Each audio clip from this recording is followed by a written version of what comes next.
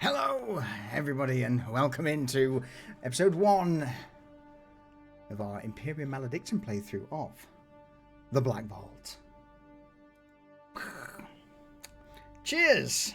Cheers, and I hope everyone's having a good afternoon, or evening, depending on where you are.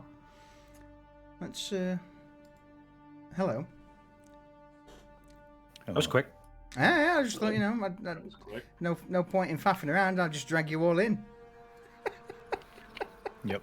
There's only war, yada, yada, yada. Yeah, we know the drill. We know the drill. Shit's fucked. Do we really?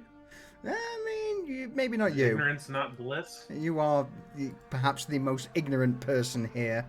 And I mean that in a kind and loving way. But no, welcome in everyone. A new little short story, short campaign in the grim darkness of the far future. Steel, thank you for that 74 months, by the way. Appreciate it. Shade, thank you for the 44 months. And Lucius, thank you for the 66. Mwah. Kisses. I don't like that.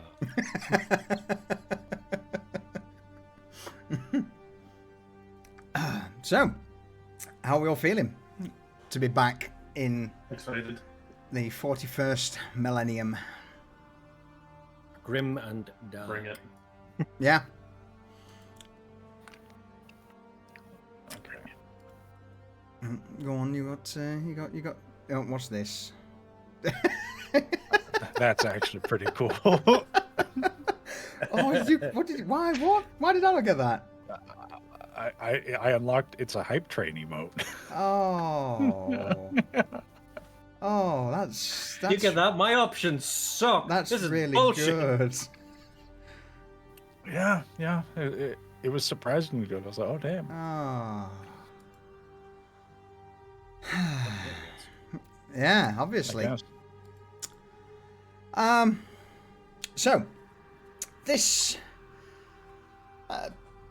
having been upset by everyone getting the really cool Twitch emote, and I haven't. No, I got that. All right. Just don't. Anyway, moving swiftly on from my utter disappointment.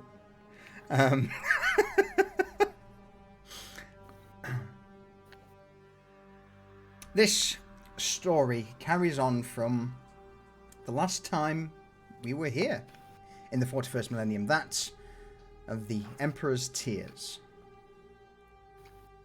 With that said, I'm not going to go into the description of what this dark timeline that we find ourselves in is.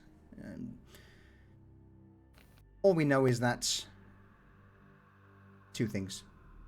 Your life is typically not your own, and there is only war. Not just war amongst yourselves, but against Xenos, aliens, and of course the forever present archenemy. That's the forces of chaos and the Imperium.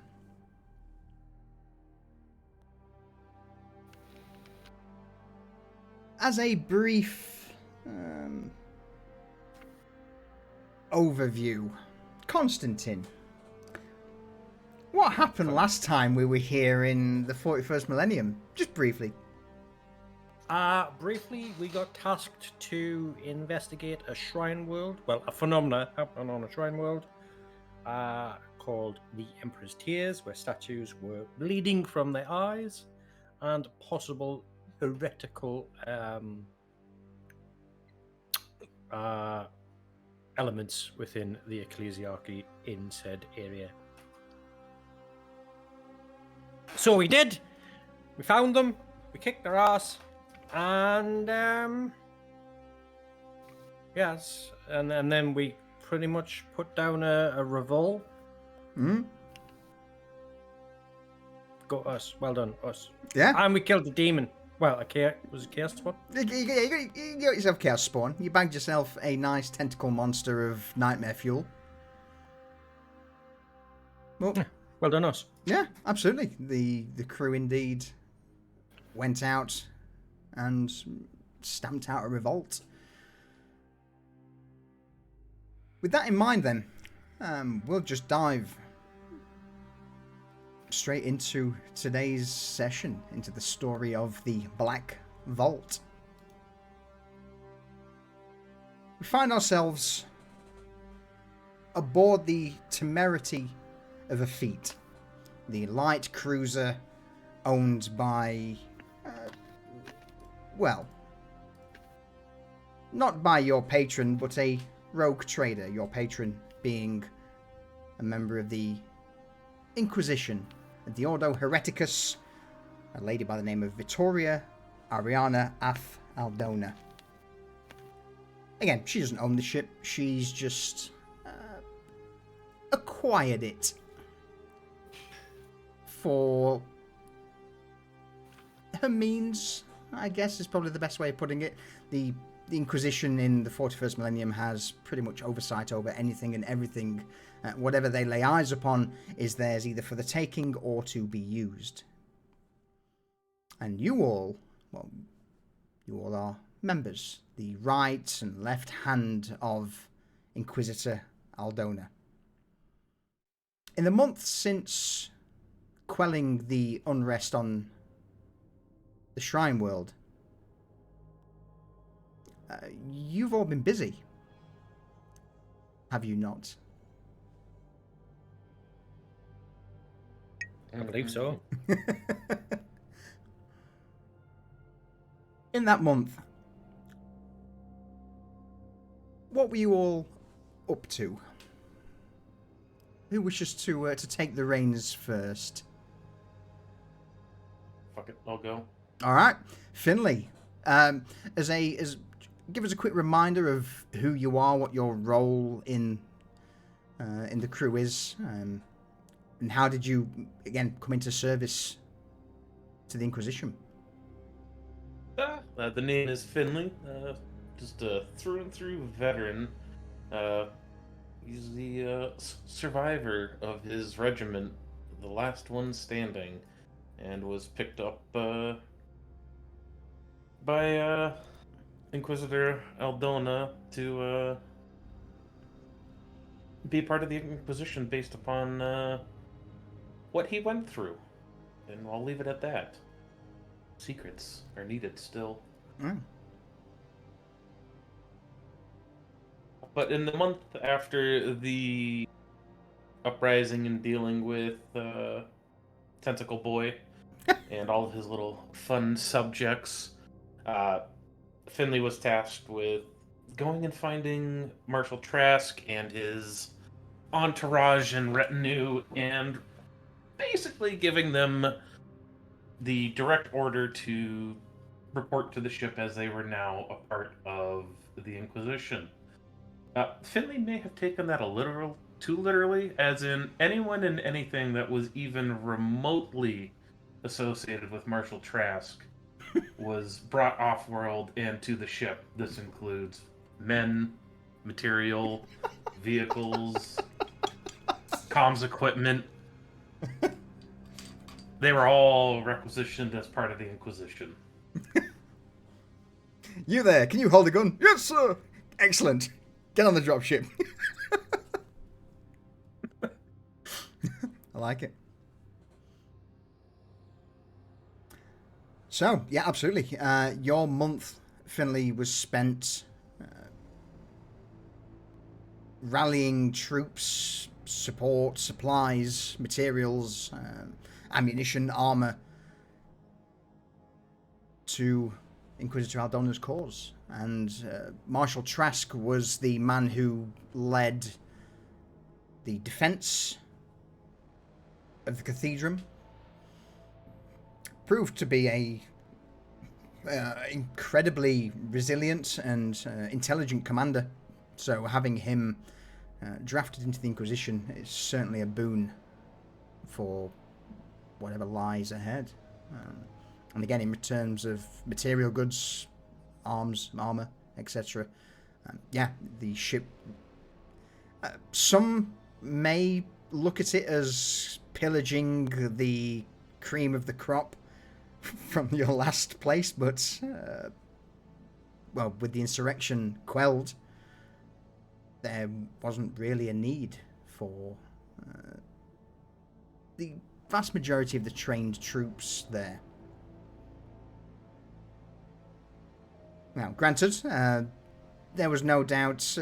What sort of issues did you find along the way in your month of getting these supplies together, Finley? Was there anything that stood out? There was, on multiple occasions, groups that did not want to become part of the Inquisition. They had heard rumors of what happens and the severity and just how dangerous it is, and if you fuck up, you are going to become a servitor or some other form of use to the Inquisition, and they didn't want that to become of them. And they were feeling a little lackluster at the fact that the local PDF forces were not the greatest, given what we had seen, and we had to bring in outside support. And they thought us stripping away what was good and better of them was leaving them defenseless, given that they had just gone through an insurrection and a rebellion on the planet. In that case, then, Finley, could you please roll me just a standard report check, please? Let's see how much you pissed off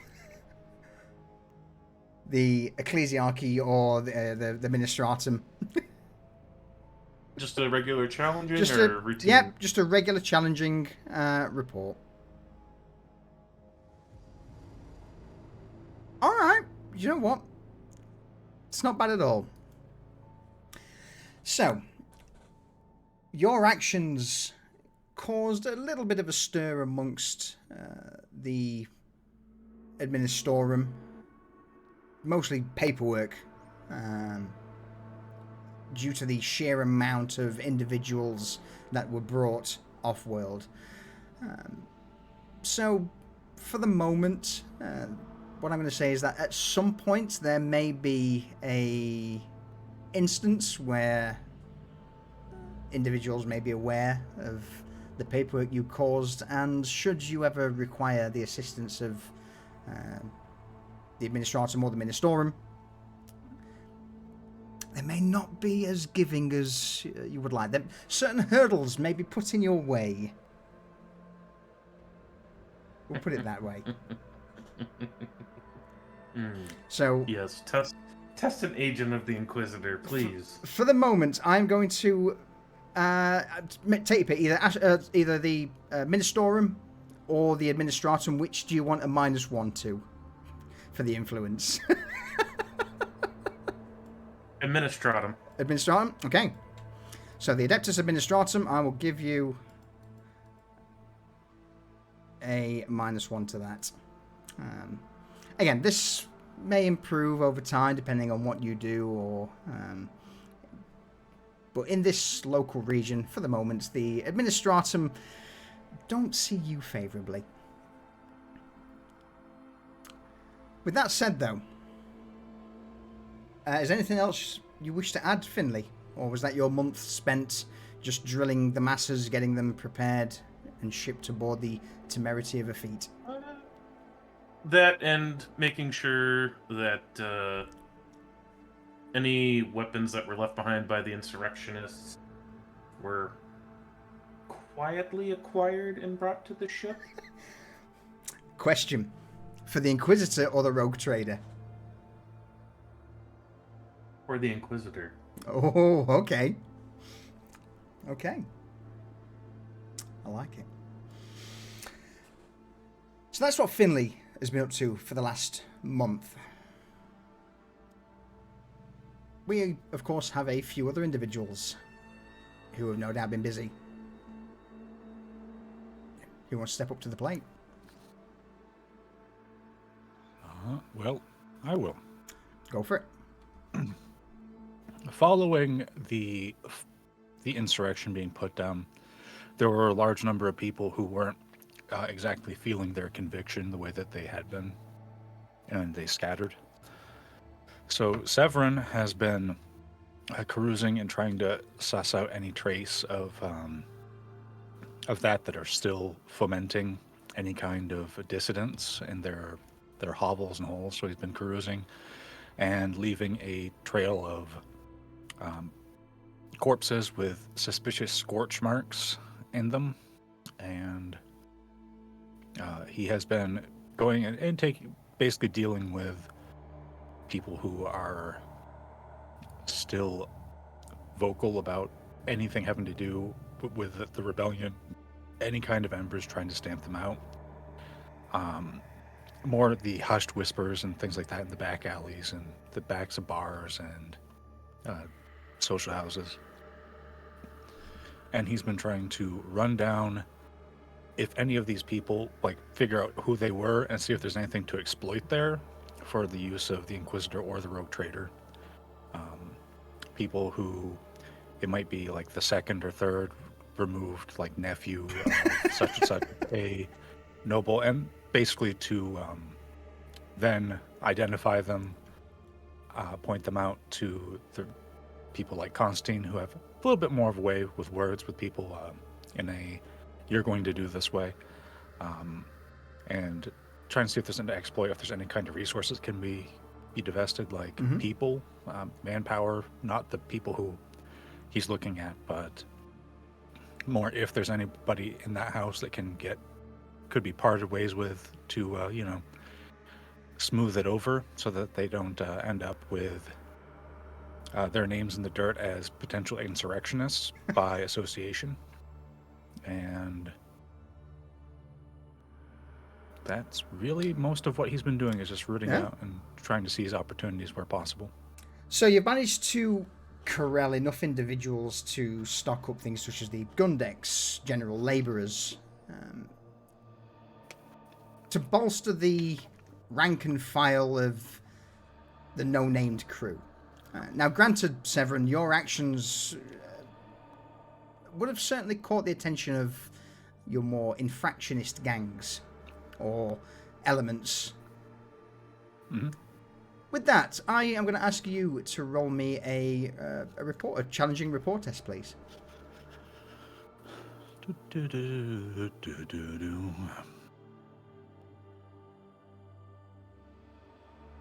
I'm just looking for it. All good. Okay. Poor challenge. Yeah. Oh, it's good. God damn. It's very good. A +4. So, in spite of ruffling a few feathers, the diplomatic relations you've managed to make have actually branched out to the point where I'm going to give you a +1 to your infractionist reputation. So any other members That's like of gangers, right? Say again, sir? Yeah, gangers or criminal elements, those who aren't completely legal, or who are seen well by the Lex Imperialis. Yeah, he's going to instill it in them that it would behoove them, if they catch any trace, instead of seeing it as an opportunity, to see it as a poison to them and to stamp it out in their own terms. So we don't have to have a redo of what happened. Excellent. All right. So I will make a note of that. Anything further, Severin, from your end that you've been up to in the last month? Well, stamping all that out. He was going to put out, because there's people who are maybe no longer in need of their job, like particular case, there was a tech priest with an inferno pistol in the chapel, who I believe it was his duty to basically mine the pipes and all that. And it's very likely that that is going to be a defunct role now that everything's been destroyed, and maybe he needs a place to go. Okay. And we would be up a tech priest with an inferno pistol on a ship that would be useful. Yeah. So with that then, absolutely, I'm going to say you hunted down... oh, that's a good question. His name was... if I remember rightly... Dakin. A member of the Mars priesthood. You find him and persuade him, I guess is the best way to put it, to join the Inquisitor's Crusade. Cool.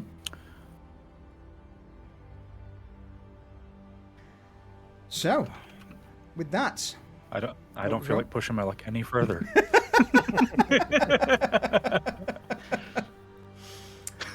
We also then have either Errol or Constantine. Me. Errol, go on, big boy. Right, in the month that's gone on, Errol has had nothing to do. He doesn't have plans and interests. All he knows is there were bad men on the planet and a squiddly thing with teeth and magic that he didn't like. So he's gone back to his roots and he's stood guard outside the Inquisitor's door with his shield, not letting anybody in unless she's called for them. So the Inquisitor's got loads of work done in this last month because she's not been interrupted at all. Because the massive bio door hasn't let anyone in. I love it. even the gun servitors that are built into the wall, heavy bolters at the ready, even they seem to be they're getting more visits from the tech priests than normal. Errol, you would no doubt see several times throughout a multitude of days and weeks that tech priests come, begin to bless and speak to the servitors, wave incense, trying to calm them. If servitors could be depressed for having their job taken, that's probably what it would look like.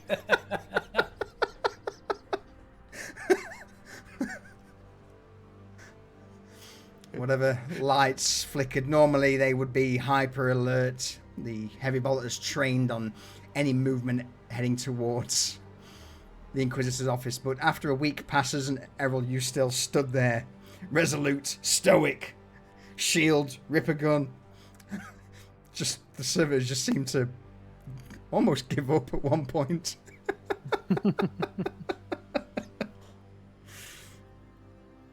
Excellent. Is there anything else that you would do? Is eat, sleep, and stand. Eat, sleep, and stand.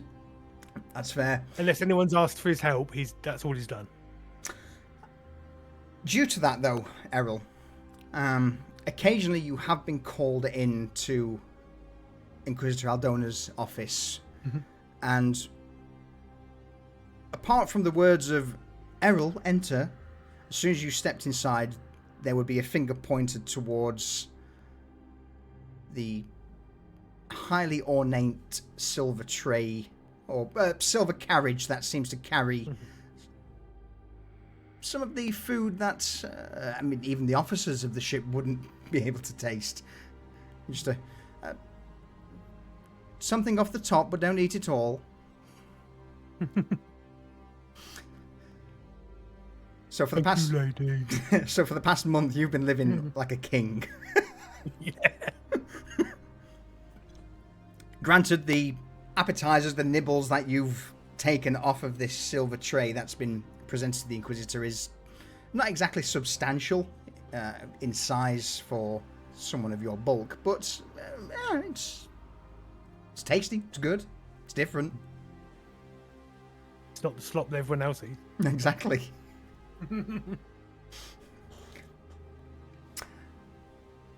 So, we then go to Constantine, who I dare say has probably had the most to do in the last month. Yeah. While the others are gallivanting off planet or fucking filling their faces in the Inquisitor's office, Constantine basically had to run the entire thing on his own. So all of the paperwork, Constantine. Any high priority fucking jobs, he's had to arrange them and then send them down to either Finley or Severin Planetside. So it's been a lot of paper pushing for him and like going through stuff, finding packages, doing all the like forensic stuffs. You've also been turned away twice from the Inquisitor's office. Yeah, Errol, let me through. No. Gacking. So I've been doing a lot of paperwork. Interspersed with that, when Severin doesn't fucking murder somebody and actually brings them back for interrogation, I take my excruciator's kit, and people are made to confess, whether they want to, or guilty, or not. Because, people love a spectacle, and everybody loves to watch a heretic burn, and it keeps the people in their place. It does. So that's what Constantine's been doing. Paperwork. Oh, and greasing elbows of fucking anybody that needs to, just to appease them.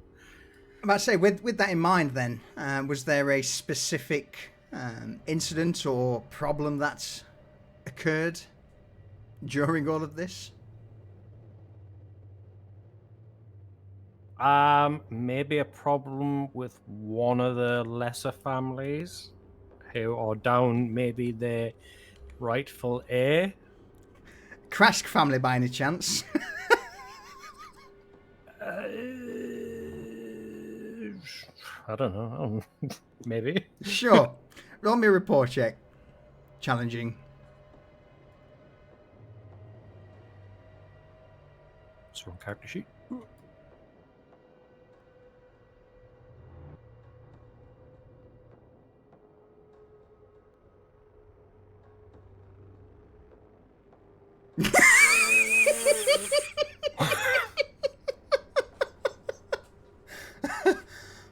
So, having Marshal Krask whisked off-world didn't go down very well. Not just for the noble families of the Shrine World, but for the Administratum, the Ministorum. Basically, everyone on the planet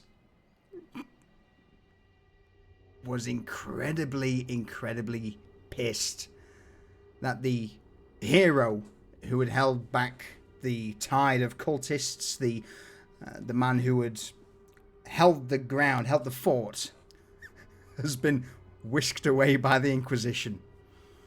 No amount of paper pushing, of pruning, of begging, apologies soothed their ruffled feathers.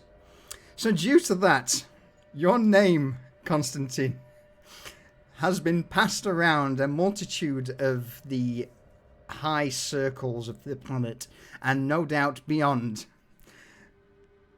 with all manner of expletives and name-calling attached. Wonderful. You couldn't fail that any worse. Good enough. So for those who aren't familiar with the Imperium Maledictum system, you want to roll low on a D100, and a roll of 100 is the worst you could possibly roll. So yeah, your name is pretty much shit amongst the higher circles at this moment in time, Constantine. I blame I Errol. didn't think anyone could do anything worse than Finley, and here comes Constantine. Yeah. It's Errol's fault because the Inquisitor wouldn't come out of fucking room because Errol was guarding the door because she was doing work. So I'm like, well, I'll sort it my fucking self then, shall I?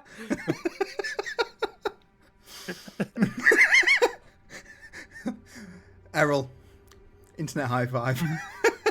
Yeah. Okay, so on top of that, there was a fifth member who went planetside to help quell the rebellion. That would be a member of the Cult Mechanicus called Tor Sabo.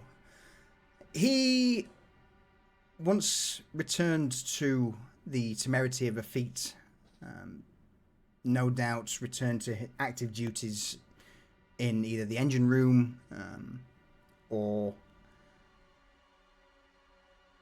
basically just put to task. Wasn't he Megas Biologicus? He was Yeah, actually. He was. In fact, Wasn't he working on that new servitor for us? he was. Yes, good point. Yes. So, with that, in fact, what did Tor, or what's Tor been up to? Just for someone who may know what Tor may or may not be doing. So after everyone had gotten back on the ship, Tor took the other servitor that him and Finley brought aboard and basically set about to basically rework what was it? A heavy bolter on his arm. Mm-hmm. He began to rework a heavy bolter onto the servitor's arm and basically get it back into combat shape. And as you can imagine, servitors are actually very intricate on the inside, and that has taken all of his focus.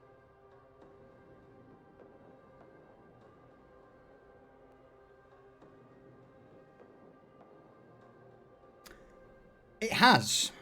To the point where it's on the cusp of finally being able, or close to being combat usable. But the rest of the crew, you've heard nothing from Tor since he brought the servitor aboard. The last thing you heard was him saying something along the lines of close to being ready. A few more tweaks, maybe a few more upgrades. So for this mission, sadly your servitor will not be ready.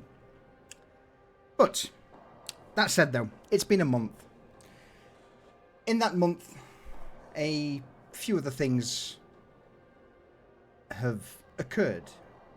Most of them being information sent to and from Inquisitor Aldona. You were all given the Vox command to return to the Temerity of Effete as an issue had come to light that Aldona thought her attention was required.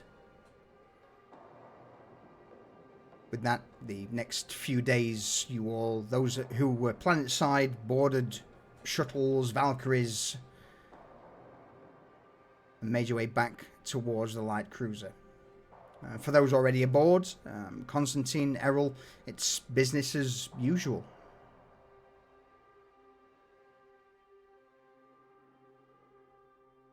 With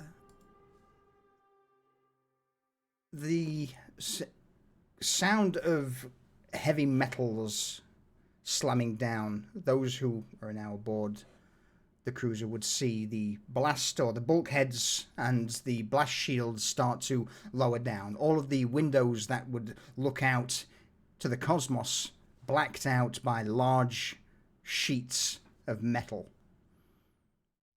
Across the Temerity itself, klaxons would start sounding, and the constant repeated warnings by the Vox network of all hands, prepare for warp transition. This would go on for 15-20 minutes constantly. The red lights would be forever flashing. This phrase of all hands, prepare for warp transition would continue over and over and over again for 20 minutes. A sign that if anyone ignored, well, they'd probably be throwing their lunch up when the ship eventually launched into the Imperium. There would be a heavy groan. It's almost a mix between a scream and a pained grunt that would echo in everyone's mind on the ship as the Gellerfield even blasted out to surround the Temerity. You'd all feel a slight pulse in the chest as this field just envelops the entire ship. Granted, you can't see outside due to the various windows, portholes now concealed. There'd be this constant rhythmic thump that would wash through the ship as the engines begin to spool up. And then, with a shudder of the metal, the corridors, all of the rooms within the vessel would just stop. Your eardrums would thump loudly as this is a feeling you're all now familiar with.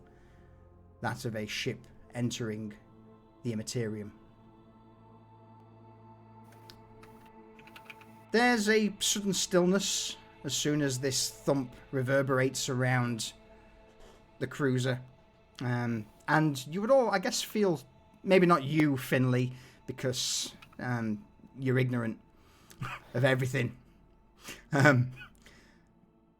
But As it should be. absolutely. But everyone else, you would feel a pressure, a stillness, as if you were not of yourself. Yeah, I guess the best way to put it would be you feel your thoughts would be clearer, but at the same time, there would be this ever-present sensation of exposure. Like a voice whispering at the back of your head, or someone, that feeling you get when you're in a room and there's always someone there either poking their head around the door or...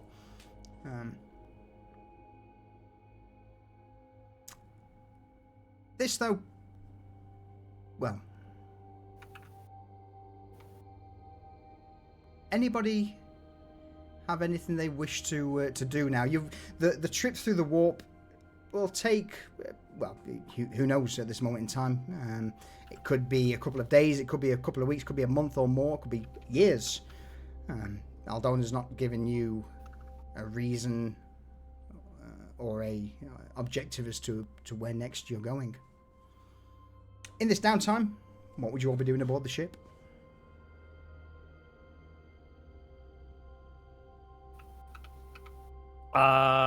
Busy work, probably. Just to keep yourself occupied, finishing any reports that need filing and ready for fucking the Inquisitor to sign off on. Maintenance on my weapons, cleaning my rifle, cleaning, not a rifle, it's a pistol. Might as well be a rifle though. And probably just like physical activities like sparring with my chainsaw in the training cages. Anybody have anything else they would want to be doing in this journey, or are you all happy just... Finley would have, been checking on Marshal Trask and some of the new forces, and just further cataloging and helping review all the new equipment and vehicles and material that have come aboard. He'd also be looking for some more grenades to restock his... Well, that's stockpile on. That's the next thing I wish to ask is, in fact, there's some furious typing going on there, Severin. Sorry, it's my mic set. Sorry. So good, man. Is there any equipment anyone wishes to acquire from the armory whilst you're aboard the Temerity? Granadas. Yeah, reloads. All right, grenades. Sure, why not? Let's. Finley, do you not have enough grenades already? I do, but I want more.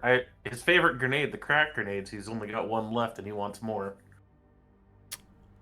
All right, Finley, you head down towards the lower decks of the Temerity, that where the Inquisitorial barracks are situated, the armory. Stroll up towards a counter that seems to be barred with an individual behind it. Let's sure, why not? Let's go with this gentleman. A rather well-cut chap, hair shaved low at the sides, blonde, piercing eyes. He looks towards you.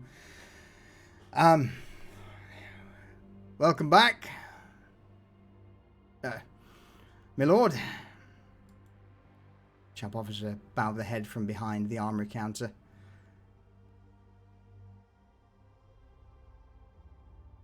You got any more of those crack grenades? I'm running a little low. regrettably, we've not had chance to fully go through and categorize all of the armaments that we received from Sanctus Prime, but there may be a few. Weren't you the ones that secured the deal, got most of these things in? Mm-hmm. Ah, so you're also the one who's caused my workload to compound magnificently. Raises a brow, looks through the bars towards you, Finley. A slight smirk. Well, enjoy your work. These are materials that we need. That they are, sir, but I'm sure maybe a ration card or two would... I'm terribly hungry, you see, at this moment, having to work these long hours processing crate upon crate of armaments. The crack grenades may be at the back of the... Are you trying to bribe me right now? No, by all means, no. Oh, because it sure sounds like you're trying to bribe me with some ration cards. I was merely inquiring if my lord had some ration cards to hand over. Well, I don't know. You show me some crack grenades and maybe I might have some extra ration cards for you. That sounds like an easy rapport check to me. Do you flash the cards or do you just say this?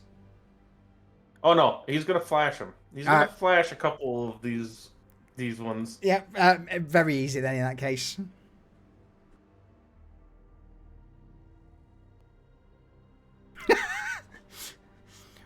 With a nod, the armorer spins round in this leather chair that he's sat on.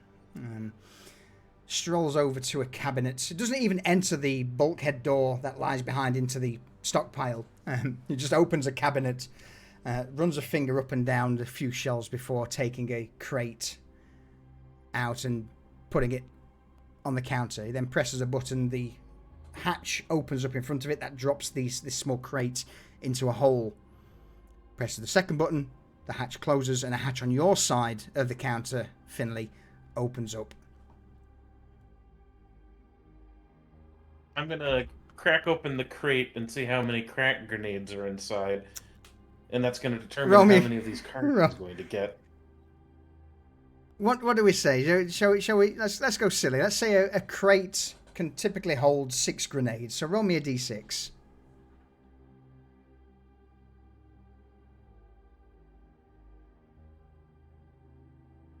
Fuck off. Whole crate. So sat behind the counter, the armourer just smug, grinning widely. I do hope the contents of the case are to my lord's liking. Oh, they are. They are. And keep these coming if you find any more crack grenades. I'll be back for more crates, and I'm going to hand him 4 ration cards. Son of a bitch. Just keep them coming. He nods from behind the counter. Understood, my lord, and tucks the 4 cards down his neck into the upper part of his uniform. And casts a quick glance around. You would see 2 or 3 other, not so much officers, but labourers of the crew just look at the armourer, look at you, Finley, and then just turn away slowly as if they saw nothing. Good. And Finley will then pick up his crate, and he is a happy little man walking his ass back to his room with the crate of crack grenades. Excellent. All right. Anybody else have anything they wish to do during warp translation? No, I think I'm good for equipment. Yeah. Yeah, I'm all right. I'd say the others would see a strange face walking through the ship as he's basically trying to get the layout of the ship. Constantine may hear his name being cursed under someone's breath. Somebody fucking say my name. No, sire, no. Just that Nathaniel chap is just. Never mind, sir. Apologies for. And the crew member would bow his head towards you, Constantine, before skittering off. But you would hear Nathaniel brought up a few times on the officer's deck. Yeah, I'm just like, who? Never mind.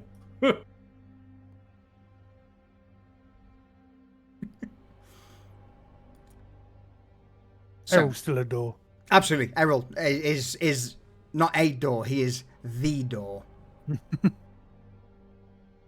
He's even more on edge than normal because he doesn't like warp travel. He doesn't understand it. It just feels funny. That feeling of your teeth on edge all the time, Yeah. or in fact, probably the worst thing for you, Errol, is that constant feeling of perhaps wanting to bring up your lunch, because that'd be a waste. Or if real bad, he loses his appetite. Yeah. So he's just mean mugging anyone that walks near the door. Well, with that said, then back towards the Inquisitor's office, Errol, you would hear a beep in your ear as your Vox bead comes to life. The voice of Inquisitor Aldona rings in. Errol, dear, do me a favour. Go and fetch me Constantine Finley and, well, yourself. And also, do you know where that skulk is by any chance? Severin, is he aboard? We didn't leave him behind. See if you can find him for me. Yes, they do. With that, a beep. The Vox is cut. And you are given a new task, Errol. He stomps off. I'd say the first place he'd go would be Constantine's office because it's closest. Mm-hmm. Just quickly, whilst you're doing that, Nathaniel, you too would get a transmission in your ear from the Vox bead. Nathaniel Thrain, report to my office immediately. Yes, my lady. And with that, Then he's going to make his way. all right, Errol, you stride through to Constantine's office. Constantine. On. Errol, I don't need a door.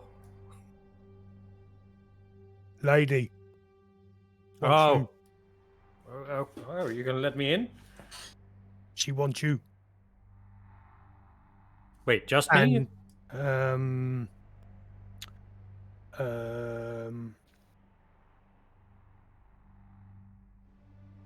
And Finley? Finn. Yeah. Yeah. Yeah. Who else? No hair. No hair. Bang bang. Do you know where they are? No.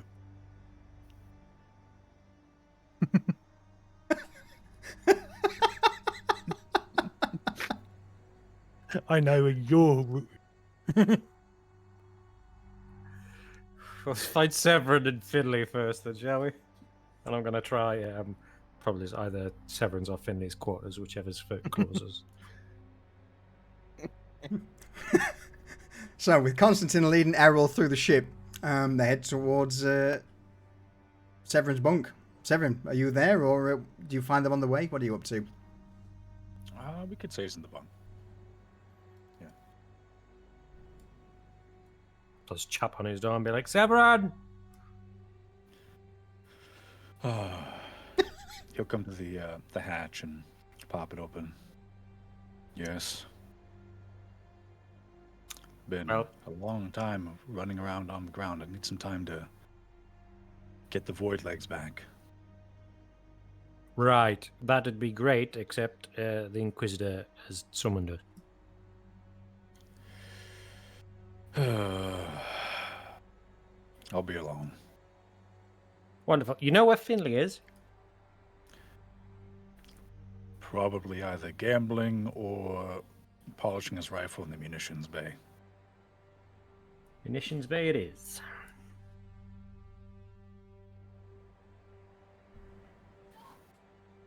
And then we'll just leave the grumpy Severin alone. Let him close his shut. I'll be like, okay. Trudge down the corridor, hit one of the lifts that takes you down several decks into the lower part of the ship, eventually into the more military-esque part where the vast majority of the inquisitorial soldiers make their home. You head towards the armory, the munitions depot. Finley, are you there?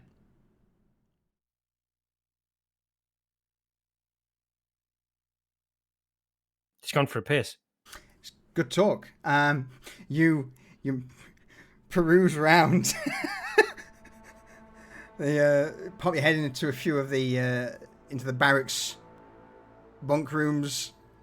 Ask about for Finley before eventually one points towards the door.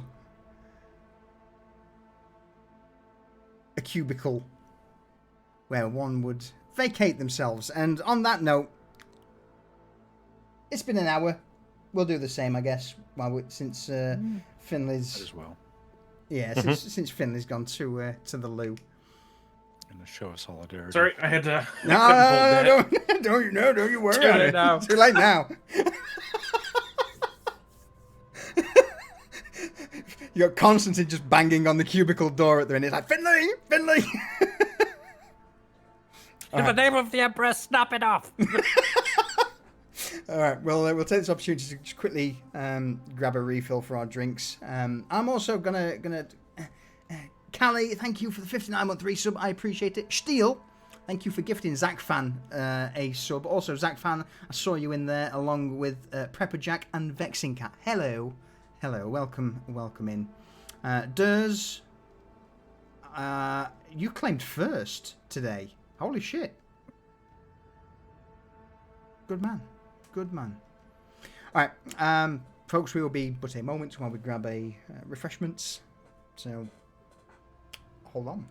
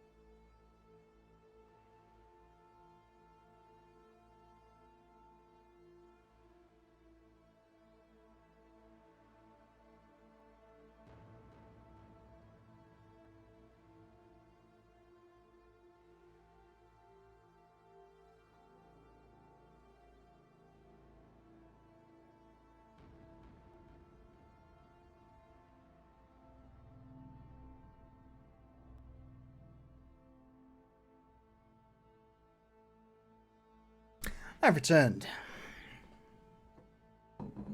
Welcome back. Thank you kindly.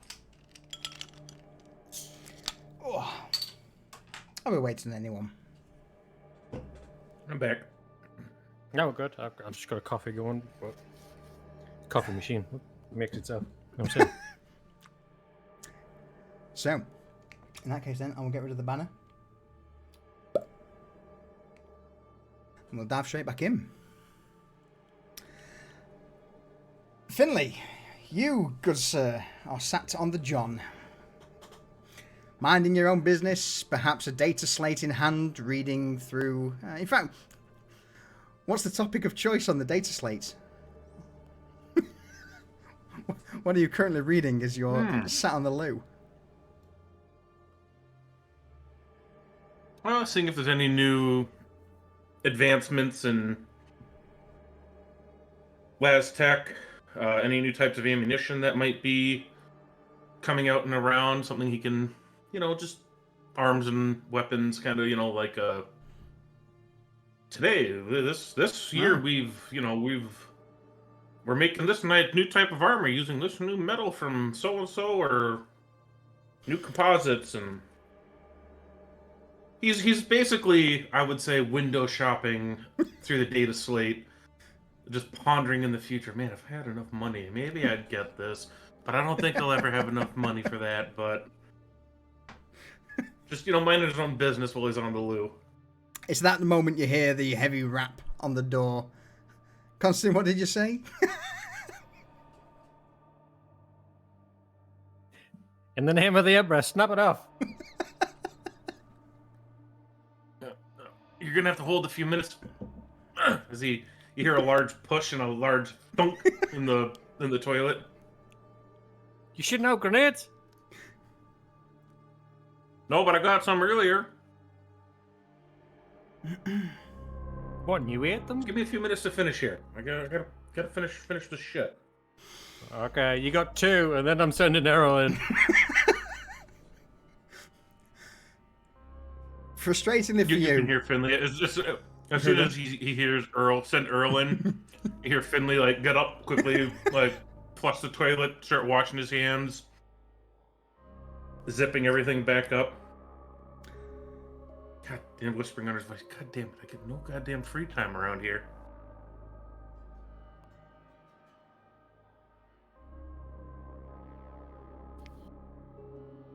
Steps out to meet Constantine. And Errol, who's probably stood there as well.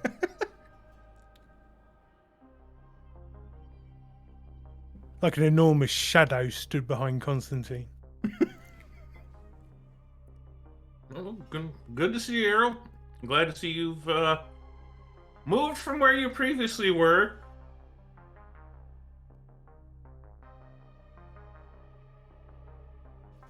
Lady wants you.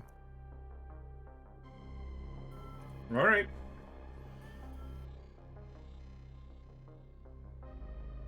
Come on then. With that, you all depart, dragging Finley through the barracks up towards the lifts. You ascend to the upper levels, the officer's deck, and step towards Inquisitor Aldona's office. Severin, I imagine you've made your way up here ahead of them. He's going to be approaching. He's kind of taking his time and doesn't really want to be there ahead of everyone else. So he's waiting for the sound of them to approach to actually make the final little bit to the door. But he'll be there. Excellent. As you 3 step off the lift into the central chamber, the rejuvenated gun servitors who've now got a job again immediately turn to face you. You see 4 or 5 heavy bolters pointing your direction. Severin, you slip out. They were completely unaware of your presence, and immediately one of the servitors snaps their gun to you. It takes a brief moment as you see a red laser line just wash over you all before the guns flick up towards the air, and the servitors in their cupolas that are attached to the wall just turn back into standby mode. With that, you step towards the large blast door that separates Aldona's office from the corridor. The heavy hiss of hydraulics, the door opens, you all step inside. It's here in the familiar grand room. You see Inquisitor Aldona sat at the table, leant back in the large chair, hands across her lap. Stood next to her is a individual that some of you may have seen in passing, others maybe not. Who's stood next to her? Standing beside her physically looks like probably an elderly man, late 60s, early 70s. His hair is brushed back into a little, kind of like a ponytail. He's wearing very fancy robes and carrying a two-handed staff. He's kind of frail looking. He doesn't belong in any kind of heavily militarized area. And as his eyes wash over the four newcomers, he's just gonna whisper into Lady Aldona's ear. Is this them? Is these the ones? Yes, Master Thrain, these are the individuals who will be accompanying you.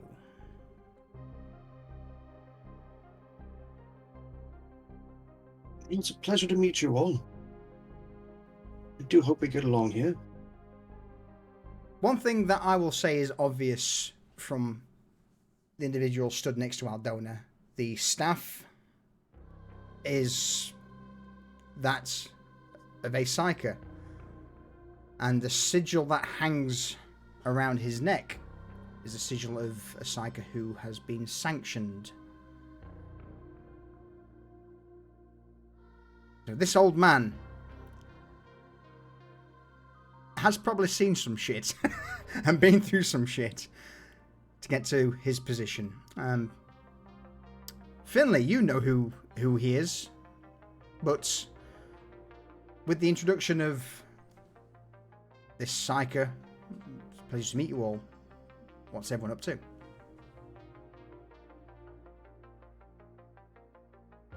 Swearing under his breath because he sees who and what it is, and he's just like, fucking psychos. Finley would just give a slight nod of his head towards the gentleman. Errol's side-eyeing him like mad.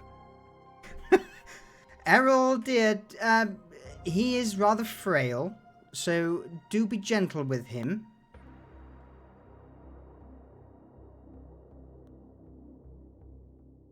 Is he friend, lady? Oh yes, he is friend, but... And the Inquisitor turns her head towards you, Nathaniel, and her expression darkens for a moment. But, Errol, should he ever go squiggly... And she just puts a finger and thumb together in a squishing motion towards you. It takes about 10 seconds for Errol to work out what she means. And then a big grin goes on his face and he just nods.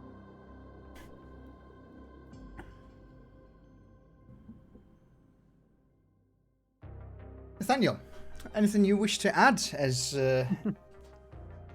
this scene plays out in front of you? It's a little straight to the point, isn't it, my lady? Sadly, I don't have the luxury of time.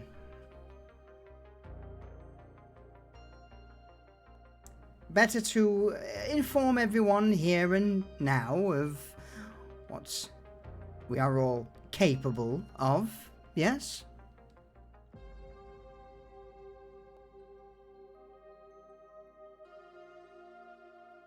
I do see your point there, yes. Now, I am completely aware that you are somewhat out of your depth. Master Thrain, brought aboard a voyage ship and far from home, but unfortunately for you, the Inquisition has need of your abilities. Now, as for the reason why, everyone, this here, and The Inquisitor turns to the rest of the group. Nathaniel Thrain. Sanctioned member, or sanctioned psyker. Astra Telepathica, or... And she turns towards you, Thrain. Yes, my lady. Astro Telepathic. My talents do lie in pyrokinetic and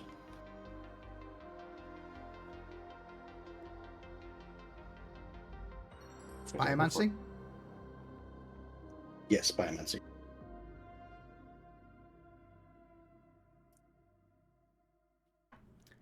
But trust me, I wish not to turn any of these abilities on you, nor do I wish to lose control.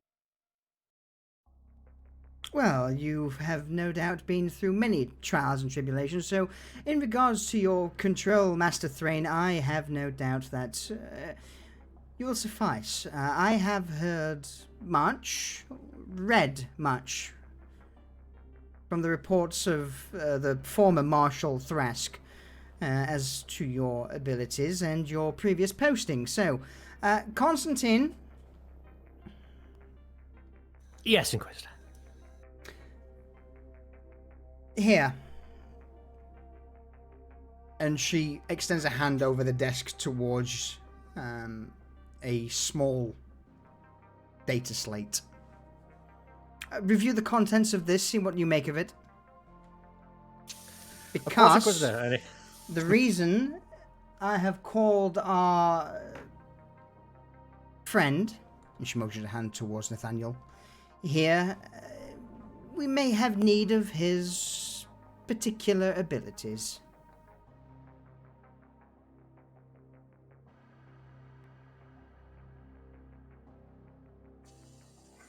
As he deemed fit, Inquisitor, and he's gonna start flicking through the data slate.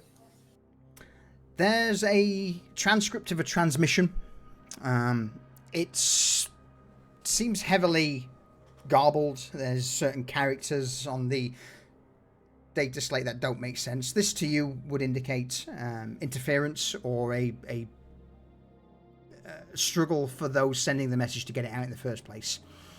But it basically states, to any authority of power, this is Magos Vel. Emergency protocol Theta Rho is active. I repeat, containment breach in the Black Vault confirmed.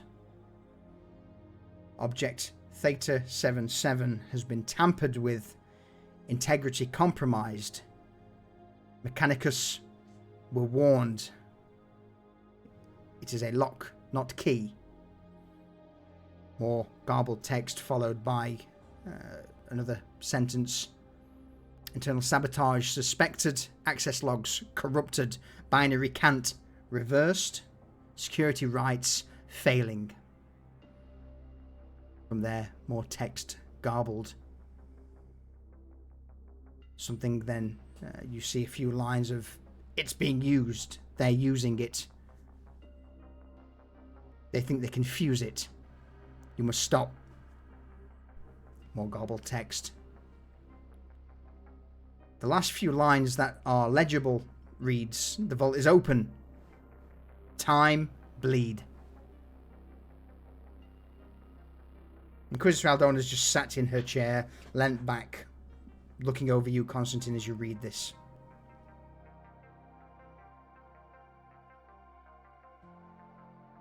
He'll just as he's speed reading, he'll go, "This is all ratified, authentic." It is indeed normally we wouldn't be privy, or should I say you wouldn't be privy. Ark Venenatus. It is a Mechanicus research station, or at least that's what most people believe it to be. It is actually something known as a Black Vault. A place where heretical Xenos tech is stored by the Mechanicus for... and she sighs, rolls her eyes. Most assume it to be stored for destruction, but knowing the proclivities. The Adeptus Mechanicus, no doubt they are keeping it in storage for their own malign research purposes. And its contents? The contents of Black Vaults. Well, she narrows her eyes towards you, Constantine, and her words cut off. Put two and two together. What do you get? Shit sandwiches, what do you get? Well above our pay grade. Yeah. So they put things away to better understand them. And in better understanding them, toe that line of heresy then. Aldona just Sounds like them. points a finger towards you, Severin, and then nods once.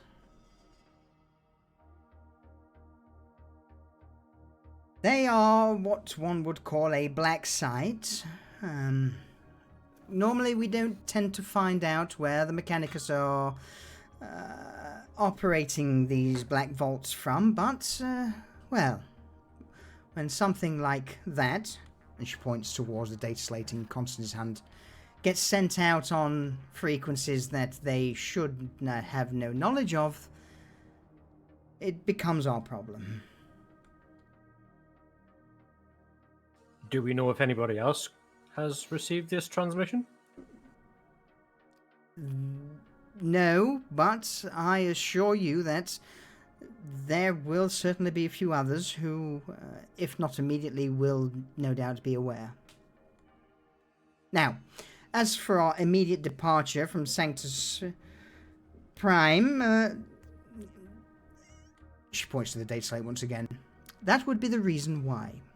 We are to be the first and the only ones on the scene before anybody else can intervene, before any others can try and ply the vaults for whatever treasures lie there.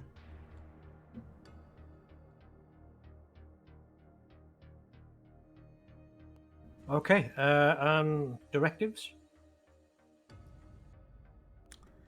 Simple. Investigation. Investigate what is currently occurring there. If it is a matter that is irredeemable,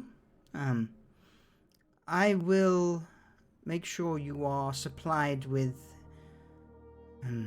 She pauses for a moment. You hear the word cyclonic warhead mentioned. No, far too much. Melter implosion device. Worst case scenario, detonate the entire station. But ideal containment. Find out, investigate, see what this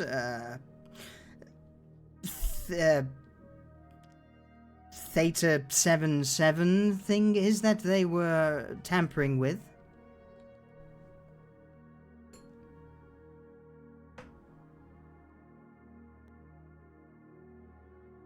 Understood. Assess the situation and act accordingly. Absolutely. Now, granted, and she leans forward over the desk towards you all, this place is a black vault of the Mechanicus. There will be an untold number of Xenos and heretical artifacts contained within. So, be careful.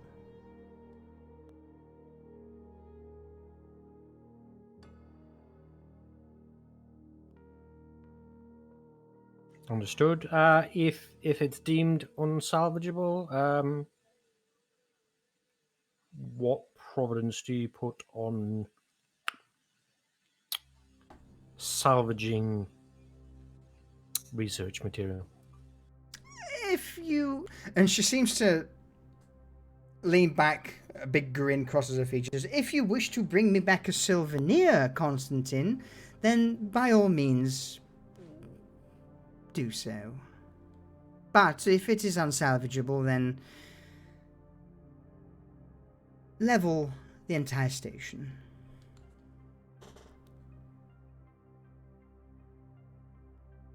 I'm going to hold that thought for just a moment, Constantine. Quick Ray RTE Studios, thank you very much for the raid. Welcome into to our little corner of Twitch. I appreciate it. 40k, we are indeed playing Imperium Maledictum, the 40k TTRPG. Just about to set off on a 4-ish story arc, a small campaign. And the crew are currently speaking with Inquisitor Aldona, their patron. They've been sent out. Well, in fact, Constantine, where have you been sent? What's the plan? We're headed to a Mechanicus research facility / Inquisition black site. As it looks like shit's gone peak tong, and we're gonna need to assess the situation and sort it out in any way that we deem necessary. So, the rest of you, Master Thrain, with this being a black vault of the Mechanicus, there will no doubt be certain artifacts or other materials that I believe your assistance will be required with. Errol, dear. Lady? Make sure, if possible, that Constantine, Finley, and Severin return all in one piece. Yes? Yes, lady. Also, if Master Thrain is able to, and she casts another wary glance towards you, Nathaniel, he too is to be escorted back to the ship safe and sound. As long as he doesn't go, she waves her fingers at you, Errol. Squiggly. Understood. Finley, Severin, any questions? Oh, none. Any Seems to specialized be- weapons or stuff you're wanting us to take aboard in preparation that you want us to bring right away? That's what I leave these jobs to you for, Finley. You go and take whatever it is you think you need for the job. I sit here and manage you all. If you think going into a station requires, I don't know, some form of heavy artillery, then I can see it done. But you're the one pushing it through the corridors.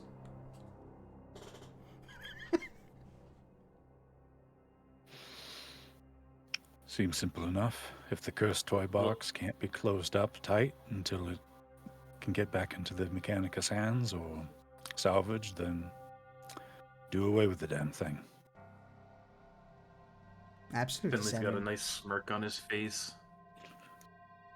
He's already got in his mind who he's bringing with. But the servitor is currently not available, if you remember. That's still being assembled. Oh, I know.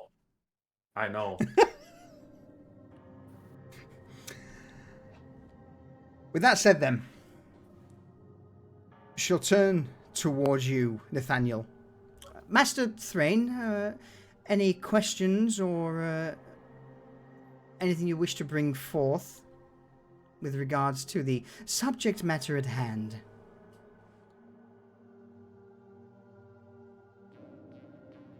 With the matter at hand, I do believe you illustrated your point clearly. No further questions, ma'am.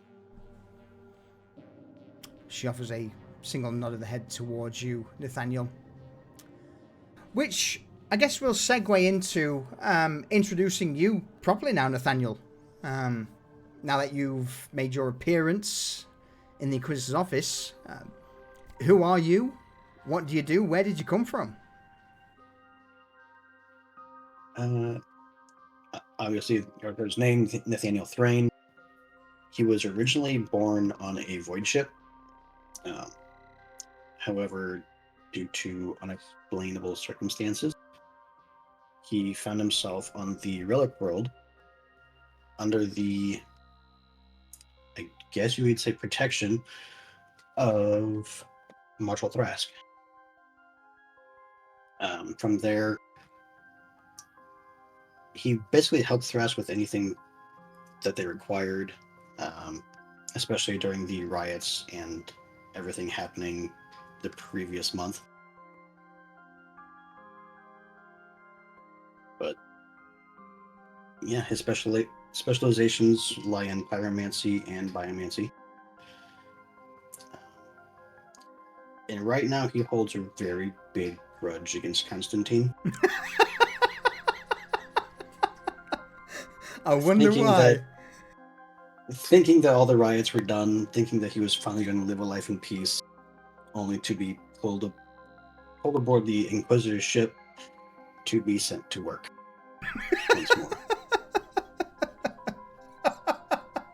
I love it. This Constantine is what your shit roll does. But yeah, Nathaniel, I mean, I more like your leisure, Nathaniel. Nathaniel was brought aboard with Marshal Thrask from the Sanctus uprising. Thanks to Finley, I guess, as well. But with the name of Constantine Hannig being stamped on pretty much all of the documentation, Constantine's you're the main instigator for this. I'm the scapegoat. Absolutely. Yeah. With that though, Inquisitor Aldona nods to you all. We should be breaking through the Imperium in the coming few hours. From there, it is a 4-day trip across the sector towards Ark Venenatus. I will be assigning 2 additional teams to accompany you to hold down the docking bay and escort. So, Finley. Mm-hmm. Head into the lower decks, grab me 24 individuals who you trust to make up Squad A, Squad B, as they will be your support for this mission. I got the perfect person in mind to be able to run it from keeping an eye on those 2 squads for you.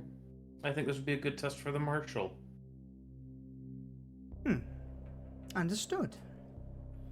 I shall leave it in your hands. Master Thrain, make any preparations you need before we enter the system. Severin, is there anything in particular that you require from me at this moment in time? Nothing comes to mind. It's just another ship. Better than having to get our boots on the ground again. Excellent. Errol, go with Constantine. Constantine, you do whatever it is you do. She just waves a dismissive hand towards you, Constantine. Of course, my lady.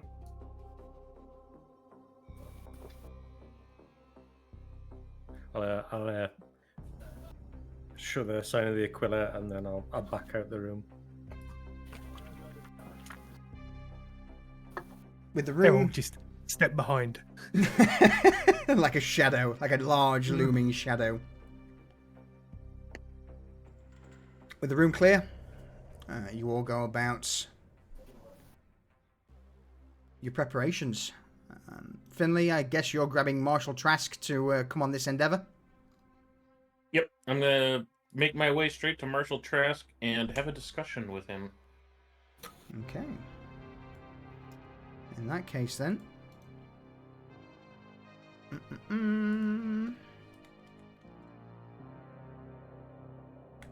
Annoyingly, because we've moved... There we go. That's not the picture I used for him. I've not got the portrait to hand because we've changed Foundry since then, but I'll find it for next time. You head below decks, find the Marshal. He's no longer a Marshal. He's now just Officer Trask.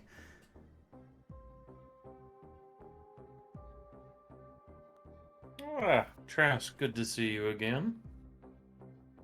He looks towards you, Finley, snaps his heels together, makes the mark of the Aquila, and bows his head.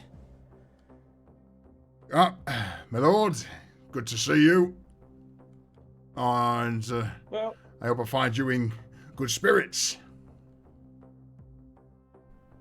debatable. But I have a task for you, and this is coming straight from the Inquisitor. Actually, it's a task that was given to me, and I'm just delegating down to you. So, I'm bringing you along as the commander of 2 squads. I need 24 of your best men and women available. You're going to be acting as support for us while we go aboard this little expedition. And you'll be in command of those 2 squads, reporting to myself and Constantine. Understood, my lord. I will certainly see it done. Are we talking planetfall or boarding? Station. Station. Understood, sir. Understood.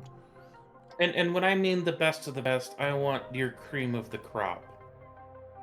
You are to handpick these people, these 24 souls. Once you have them, you are to find me, and we are to inspect them.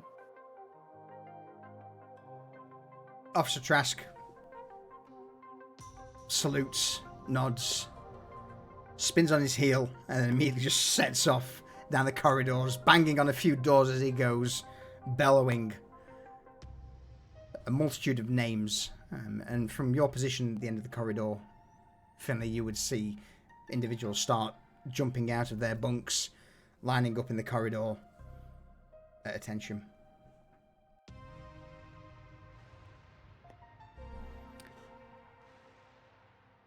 Finley's just going to lean against the wall, waiting there for all of this, watching the spectacle unfold.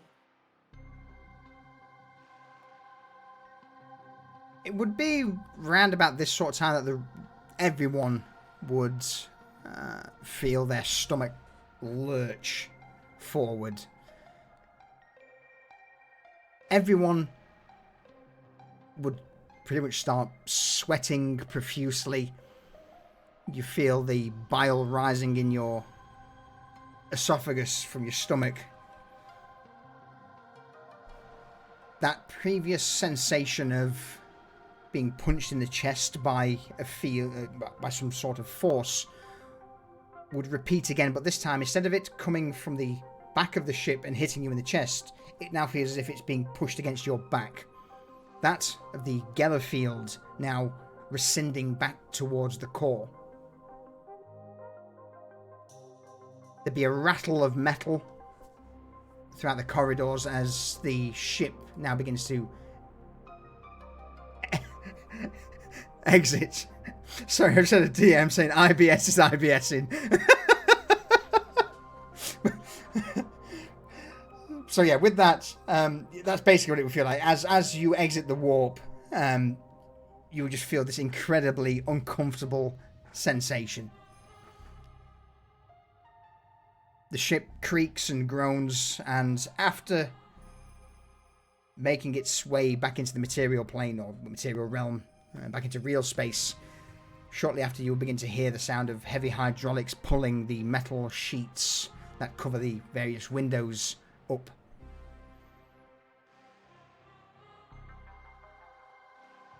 For you though, Finley, 24 individuals are arrayed in front of you after a length of time, along with Officer Trask, and they do seem to be the some faces you recognize from the outer perimeter of the insurrection defense, others not so much. I'm going to start going down the line, inspecting each person, checking their armor. If I find anything that is inadequate, I am going to tell them to get their asses down to the armory and get it swapped out for something better. They are the cream of the crop. They're expected to have the best. Granted, normally they would be equipped with crack grenades. There's a good chance that there's none available. As is intended. So yeah, you go down the line. There's a few who require a little bit of change of gear, but it's not so much that their gear was in bad shape. It's just they were issued shit gear when they boarded the Temerity. And with your name attached to their request, it doesn't take long for them to be issued a much better, cleaner, less damaged set of armor, to the point where they do now look like professional soldiers. Not that they weren't in the first place, they were, but they, as you said, now look to be the cream of the crop.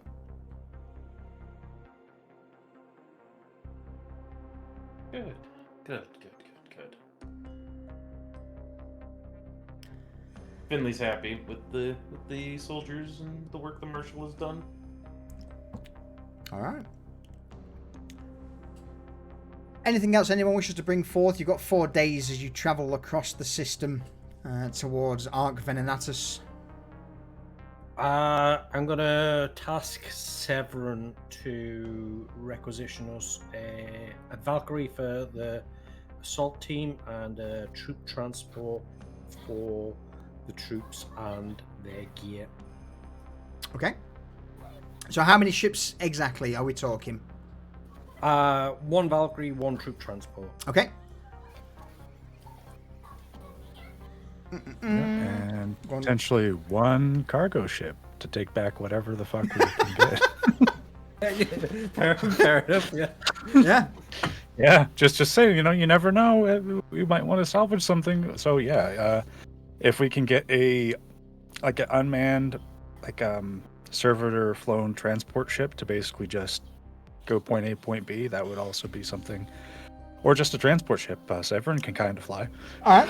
So how about to say, due to the size of this light cruiser, transport ships, the main troops transport will be Valkyries. So probably 3 Valkyries and then one of the Aquila landers. So then you got a Valkyrie for yourselves, 2 Valkyries for the 2 squads of 12 individuals, and then an Aquila lander to carry any cargo, or if you want to requisition a 4th Valkyrie, look it, what do you fancy? It'll be a lander for that because, a lander will suffice for transporting anything off the ship that we decide we need to get off there. Okay. Easily done. With a quick flash of the Inquisitorial Rosette and the mention of Inquisitor Aldona, the 3 Valkyries and Aquila Lander are all earmarked for your use. Question. Answer.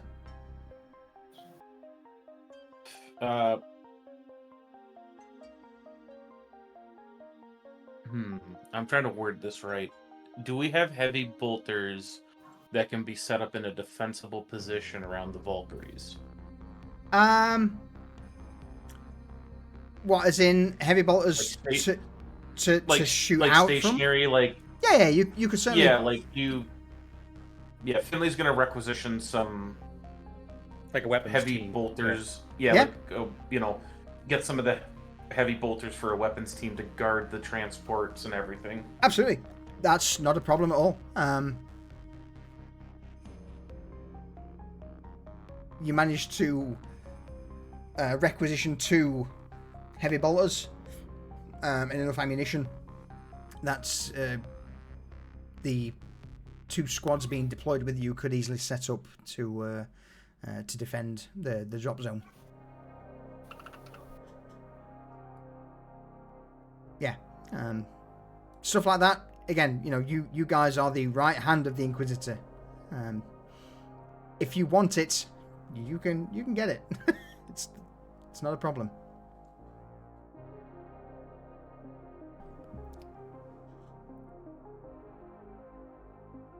With that said, then, I dare say I can bring us to the scene we started this session on.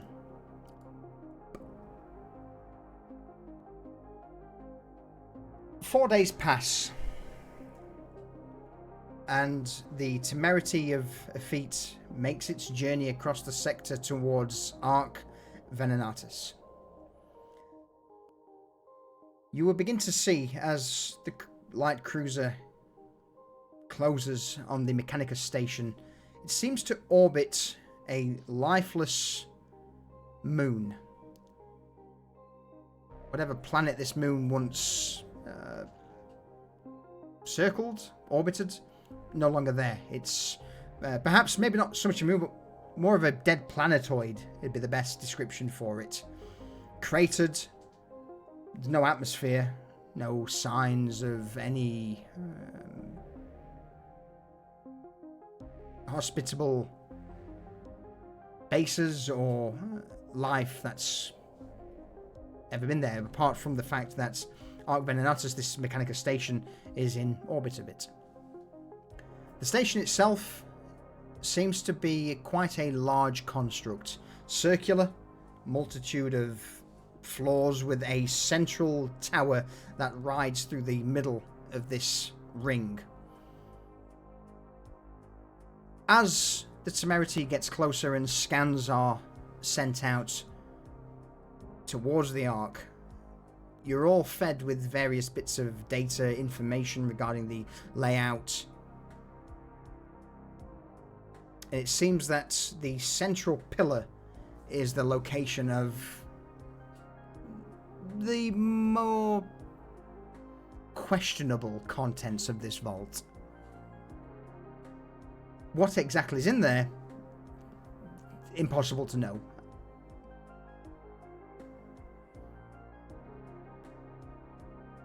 But with the details now in your datapads, do you have any questions? Anything you wish to know before going in? Just from preliminary scans of the station. Does it have a hangar big enough to land all of our vehicles in one hangar, or are we going to have to take multiple hangars? Nope, there are 4 hangars, all of them colossal in size. The cruiser itself couldn't dock, but it's certainly more than enough for 20 to 30 Valkyries, perhaps even more, to land. Right, so smashing. So yeah, we'll just choose a landing site and just make sure everybody knows where they're going, what they're doing, what their fucking job is, who's on protection details, where the heavy guns are going to be set up, because I'm guessing we can get a schematic of at least the hangar, right? Absolutely, yeah. The outer areas and maybe a few levels into the ring, you will be able to scan. Yeah. Okay. So from there we'll be like, right, people are going here, here, here, and here. This is designated locations. We'll set up comms channels because fucking everybody will have an earpiece. The main thing that you would all notice is that, considering this is a Mechanicus research station, there typically would be some form of transmission or life or activity being emitted from it, but it is silent. No communications seem to be getting out, and a few of the Vox Masters who have tried to radio into the station have either got no response or not been able to make a connection to the Vox network within the station. So it gives you the impression that when you're in, trying to get a message out may be troublesome.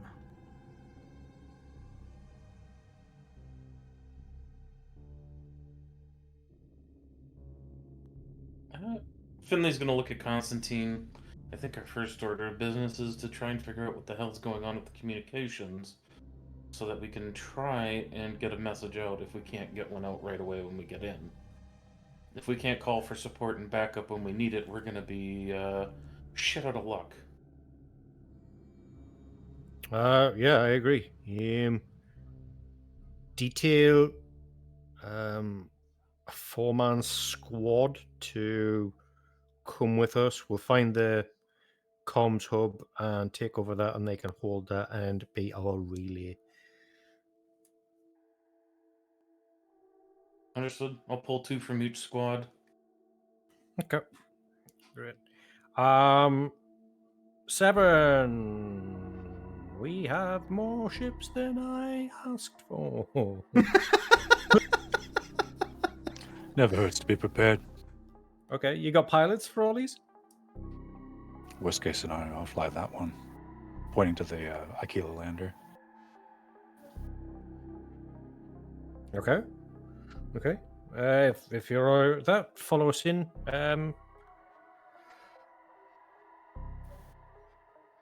Yeah, great. Wonderful. He just eyeballs the Aquila lander and he's just like, okay, yeah, sure, why not? So to confirm, you got 3 pilots for the Valkyries, and Severin, you are flying the Aquila lander, yeah? He was going to try to get a servitor, if possible, just basically follow them, like nothing advanced. Like he's not expecting it to have to be like a escape ship or anything like Okay. that.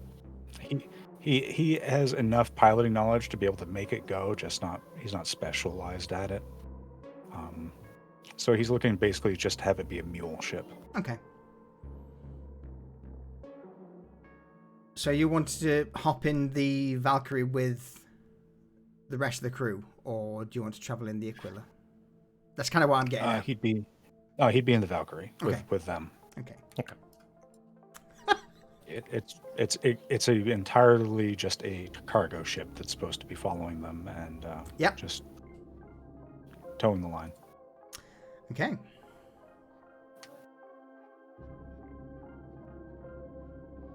With that then, and the Temerity now holding a position just away from Ark Venenatus, you've all made your way to the docking bay of the cruiser. Here, 3 Valkyrie gunship or Valkyrie dropships await, along with the Aquila lander. The Aquila lander doesn't have a pilot. It's operated by a basic servitor. The subroutine offered is just to follow the lead Valkyrie, which would be yours. A few tech priests depart the Aquila lander. You see sensors. Turn the music down a sec. You see a few sensors burning as they've been blessing the servitor and the Aquila itself, and along with the Valkyries, everything has been seen to the best of the tech priest's abilities. Blessings to the Omnissiah and the machine spirit that resides within each to carry out their task dutifully, faithfully, and most importantly, successfully. 24 of the Inquisition's finest stormtroopers at this point line up. Officer Trask stood at attention in front of them as you all enter and begin your last minute preparations for departure towards Ark Venenatus.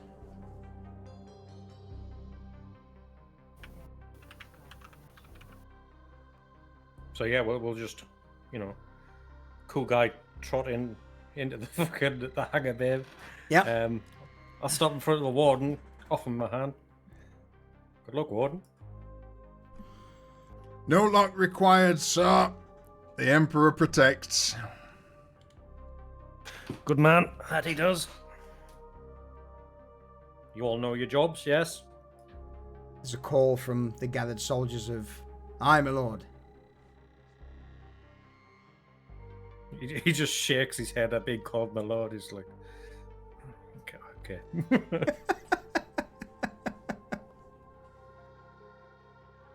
Looks back at Finley. He's like, my lord, really? Finley's just got a smirk on his face as he's holding his carapace helmet. Okay. All right, great.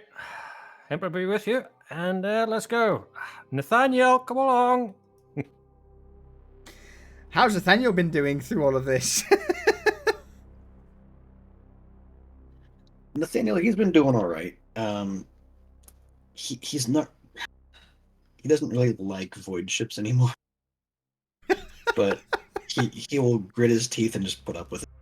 The anger towards Constantine will get him through the trials ahead. Well,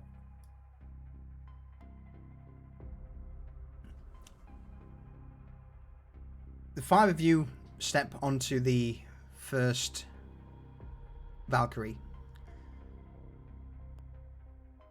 I would say along with Trask, considering that the other 2 Valkyries are filled to the brim with bodies as the other 2 squads fan out board the other Valkyries. As the back door, the ramp to the Valkyries closes, there's the hum of engines as the 3 vessels, along with the Aquila lander, begin to take flight.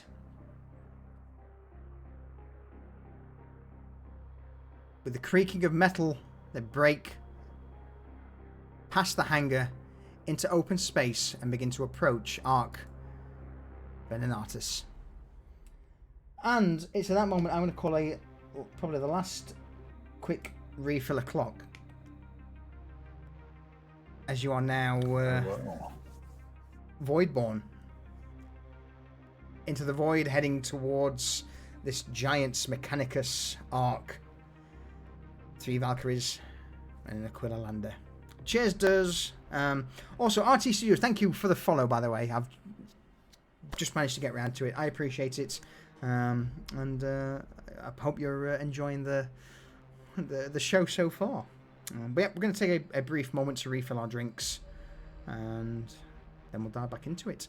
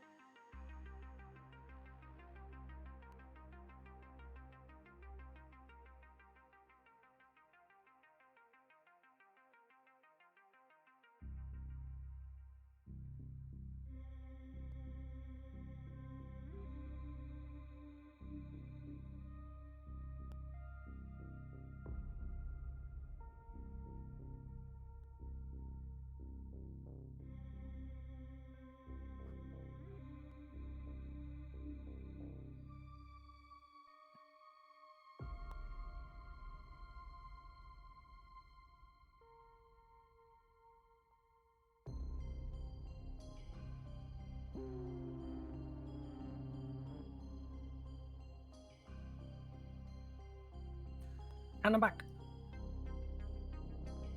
Welcome back.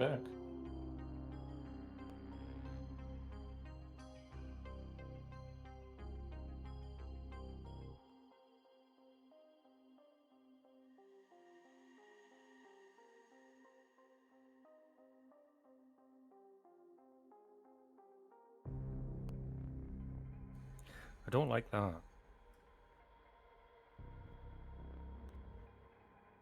You guys moused over the Valkyrie yet? And on the station. That's fine. Oh, did we mess up here yet? Oh no. I got ambushed by cats.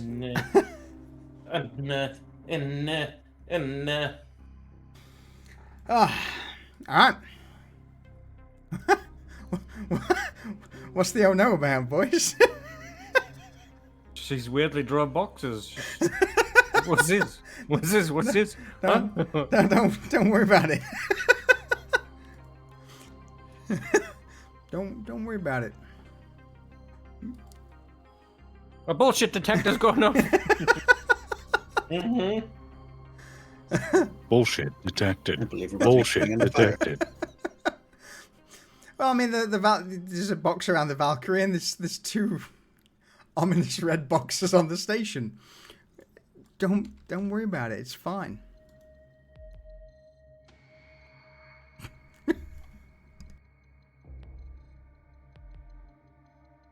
Granted, I do need to make an Aquila thing quickly.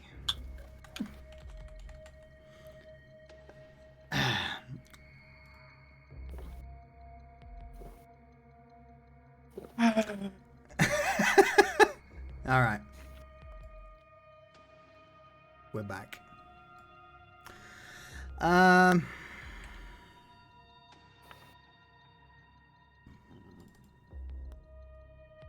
So, with that then, I'll get rid of the banner.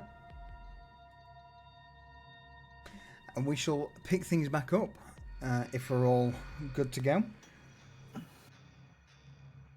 Yeah, I'm good. All good. Yeah, Gucci. Good to go.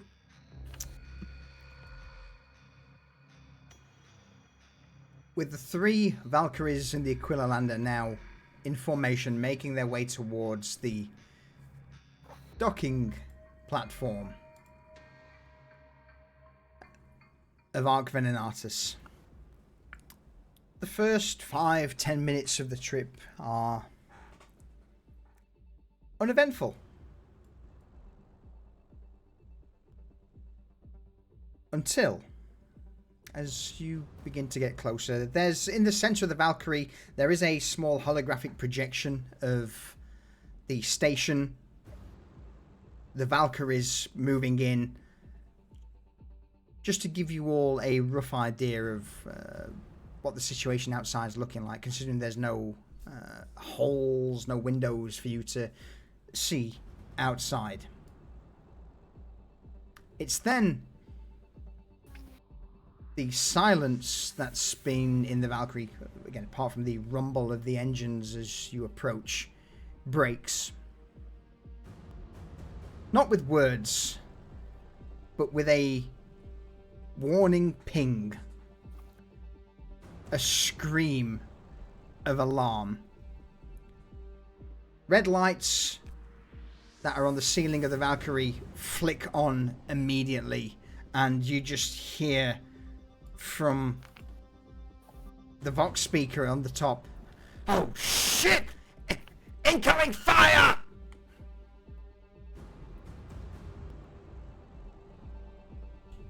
Constantine goes from cleaning his rifle, he holsters it, and as quickly as he can, he starts fucking scrambling with his fucking restraint. He's like, oh shit, oh shit, oh shit!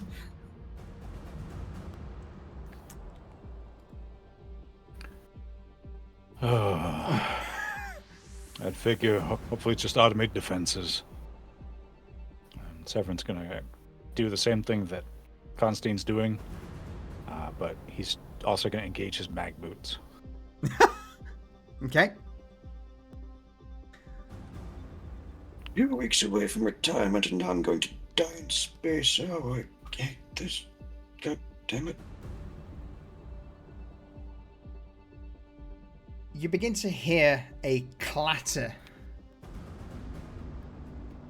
against the side of the Valkyrie. There's a vibration.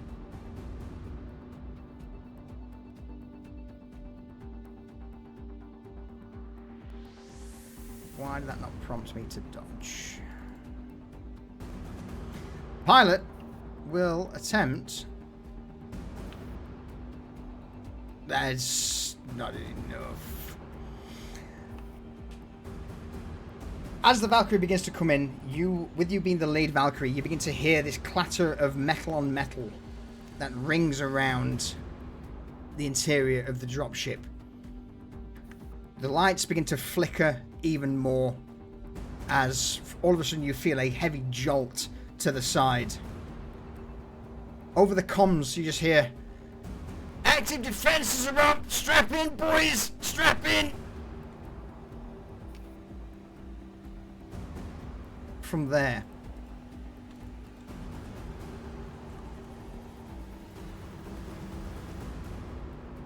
the point defenses of the station begin to open up on the other Valkyries.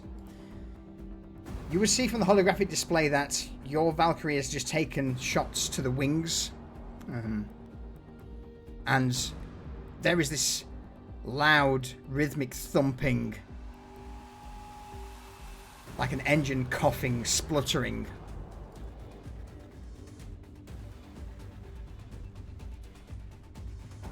The point defenses of the station swivel, begin to shoot at the second Valkyrie. Those shots miss. Third Valkyrie.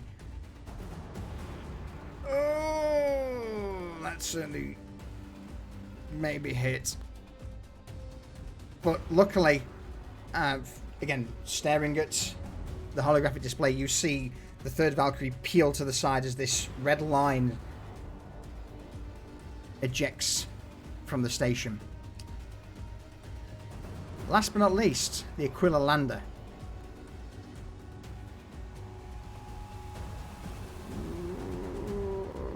Servitor is currently piloting this. Let's see if a Servitor's got good piloting skills, shall we?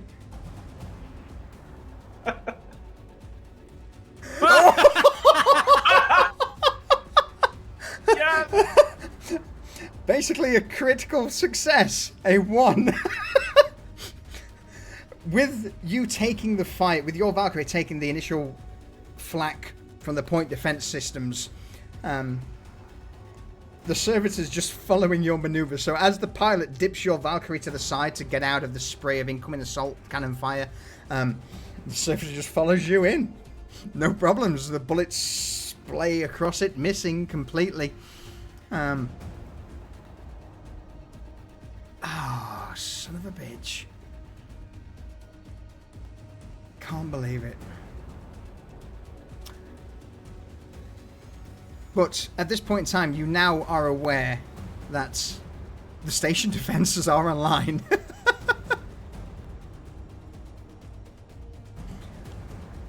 Alright, so it's gonna be communications and the fucking defenses offline. You begin to hear chatter over the Vox network from the 3 Valkyries. Station IFF is corrupted! Repeat, Venenatus is firing upon friendly units! Cease fire! Cease fire! There's then static that comes across the Vox unit. Most you would expect a reply to that, but there is nothing apart from static. For you, though, Nathaniel, roll me a psychic mastery test, please. Very easy. Oh shit.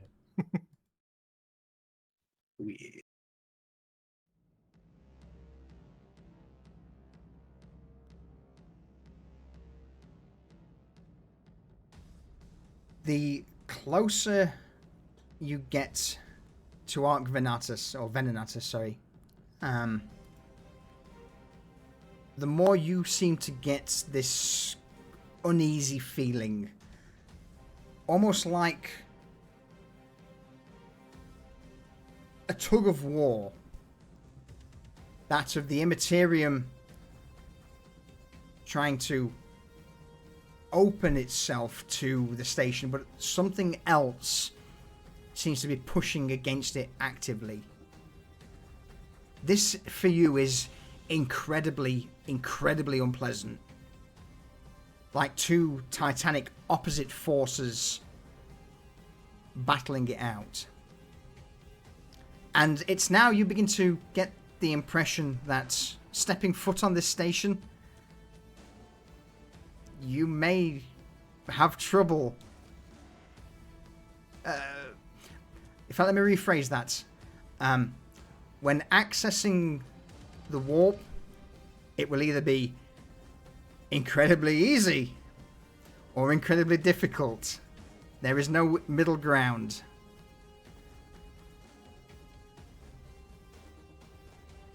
Nathaniel's face is going to basically contort with discomfort. He's going to visibly shift in his seat and his eyes are going to close as he's trying to hold himself together just from how uneasy he's feeling right now.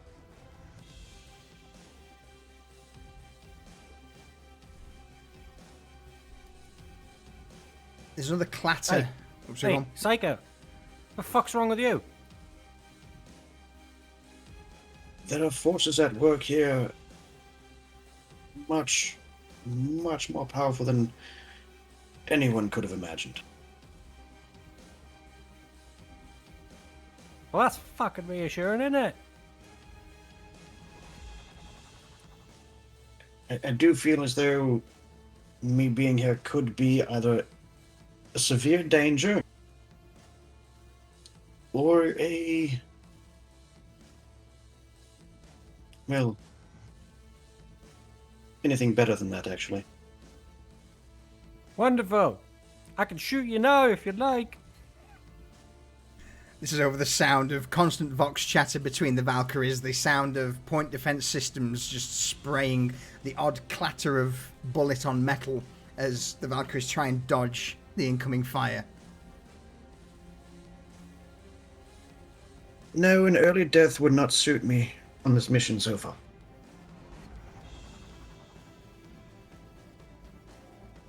How unfortunate.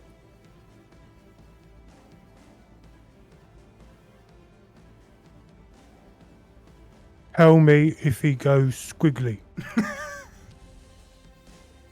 I'll give Errol a thumbs up. At that moment, you hear the crackle of the Vox network kick in as your pilot bellows out. All right. We're prepped, locked, insertion. Grab onto something, this is going to be bumpy. Looking at the hologram in front of you, all you see that the Valkyries and the Aquila Lander are minutes or moments away from the docking port. The guns, or at least the larger guns, the autocannons that were shooting you, seem to have stopped, but you do have some smaller point defense weapons still trying to pepper rounds into you. So occasionally the Valkyries just jut side to side, trying to avoid the incoming fire.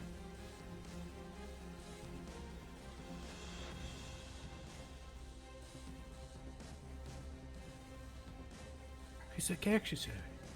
Just land on the station, she said. Moments pass, and I need you all to make me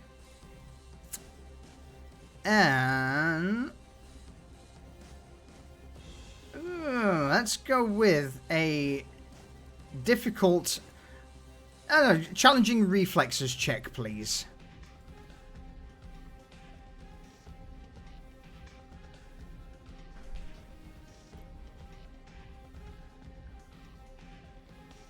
Oh, Finley.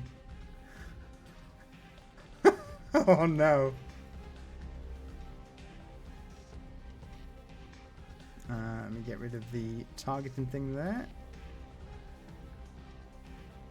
Everyone's fine. As the Valkyrie begins to make its way towards the docking pad, it slams hard onto the pad. The wing burning out, it skids slightly, causing...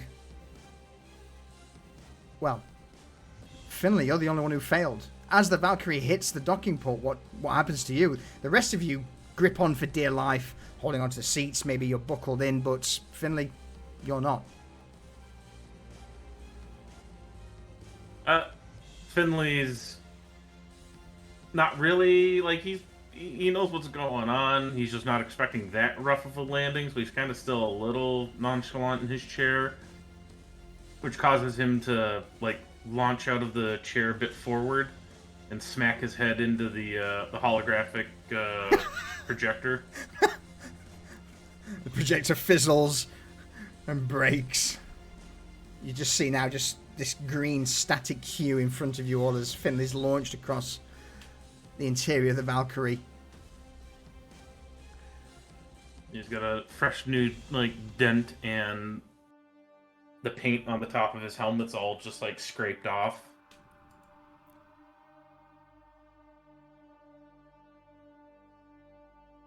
There's a heavy sound of creaking, of buckled metal under stress, before eventually you hear over the comms the pilot. Alright, made it. Dropping ramp. You ready? You begin to hear the hiss of hydraulics. You've got 10-15 seconds to grab any weapons, unbuckle yourselves, and prep as the ramp begins to descend. Severin is going to grab a just a random object that's like anything in here that like from say from one of the container spaces, just like a that would have miscellaneous supplies. He's just going to grab that, and once the bay door comes down, he's going to try to basically frisbee it out as hard as he can. Because Smart. he wants to see if there's any kind of other automated defenses that might target anything moving in the bay. Smart. I'm going to stand at the head of the ramp with the with my slab shield out. As Errol, you get your slab shield, you stand at the head of the ramp. Severin, you frisbee out. I would imagine some sort of either flare or a box or just something that's at hand, and you see it sail through the air, hit the ground, skitter across the plating a few times before coming to a standstill. You all wait momentarily, bated breath. No response.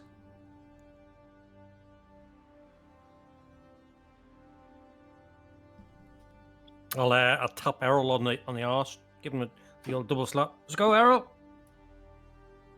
I just start stomping down the ramp.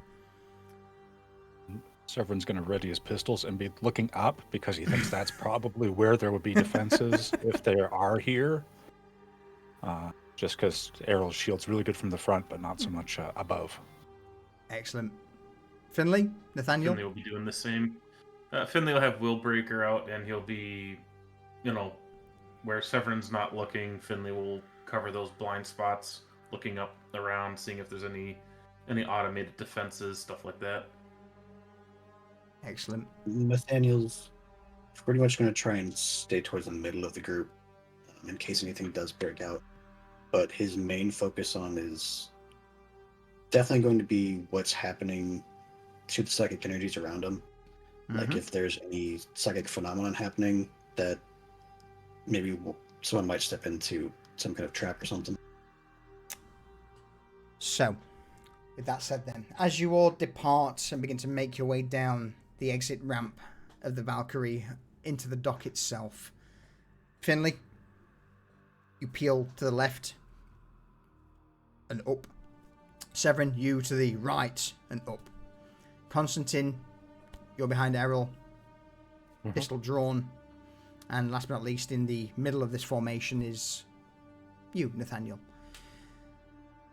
It's deathly quiet here, apart from the roar of the two other Valkyries now making their approach, their engines flaring out as they land, and just behind you by about 40 or so meters, the Aquila lander, piloted by the servitor, also begins to drop. You will see that now your Valkyrie, one of the engines is kicking smoke out, pretty heavy. You've got a wing that is riddled with bullet holes, but still space-worthy, airworthy. Glancing around the interior of this hangar, you would begin to see that, yes, there are servitors with guns, gun servitors, automated defenses, but all of them are... Well, from this angle...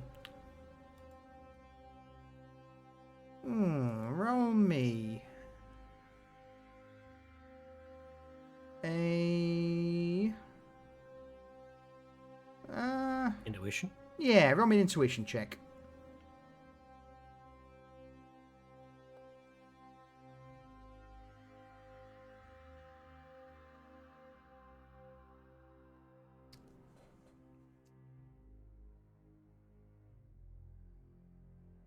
For you... What difficulty is that?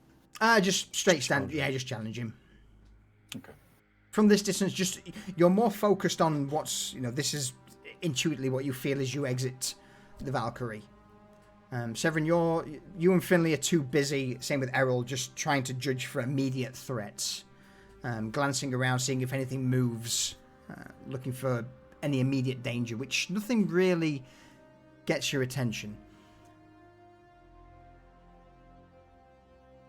It was not really intuitive.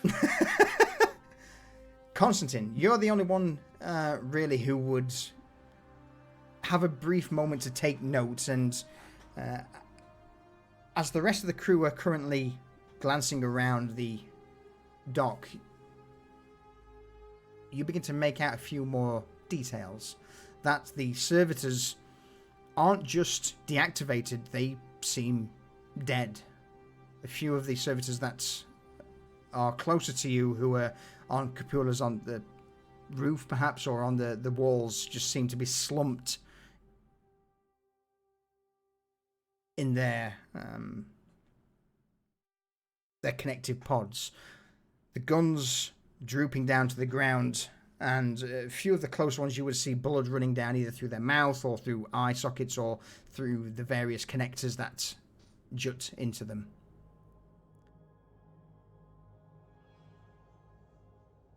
Then he'll just into his box, he'll be like, looks like the defensive servitors inside are down. Dead, possibly? And he'll just be like, confirm to like all squads. As the other Valkyries drop to the deck, the squads begin to peel out, and across the Vox network, you would just hear, confirmed. Defense is down, my lord. Troops will begin to fan out. The two heavy bolters, one from each Valkyrie, quickly set up, pointing towards the 3 exits of the docking bay.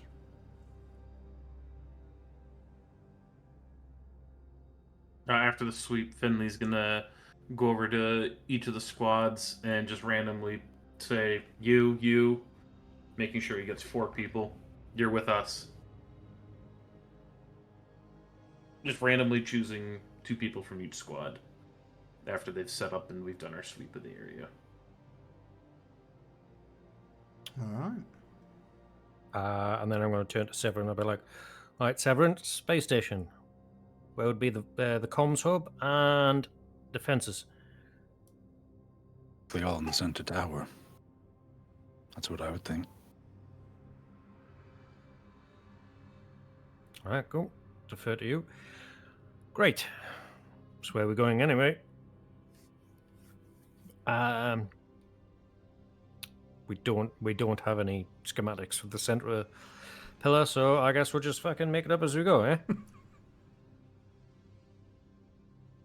Sure, we can find something. Keep your eyes peeled. If you see anything, let me know. Will do. And Severin's gonna keep one of his guns out. He's gonna get his Auspex out and start just trying to scan for anything, like any kind of signals going out. Maybe a way to locate a hub that's sending out information,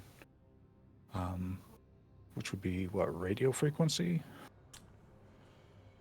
Yeah, give me a. Let's have a look. Give me a tech roll from you, please, Severin. Easy. An easy tech roll from you with your Auspex out. So the Auspex is significant to that.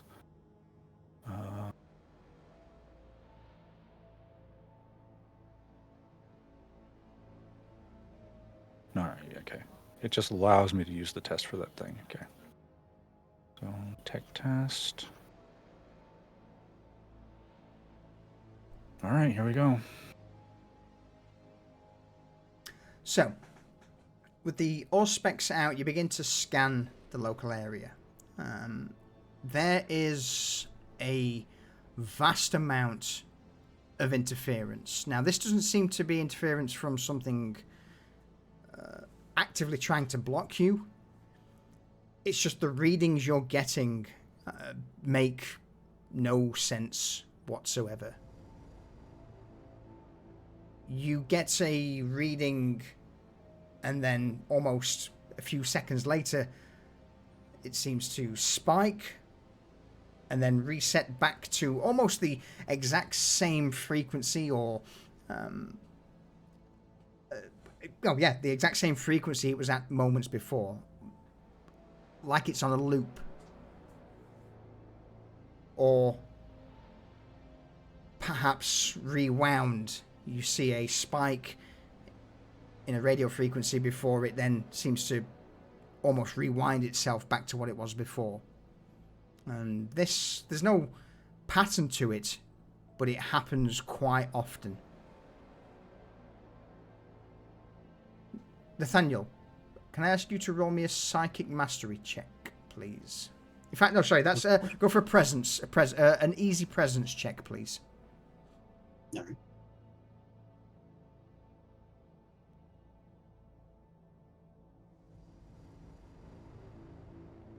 Oh, great.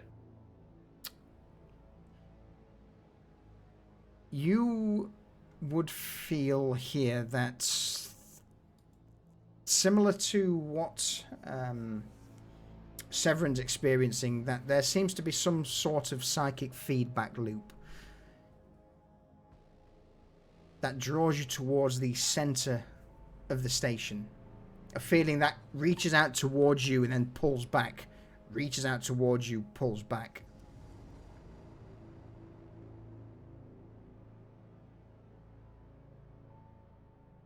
Would I be able to determine if it was the Immaterium trying to pull itself open or the force that's pushing back? Bear with me. I will send you a message. Oh boy. I love messages. There you go. With a crit, I will give you that.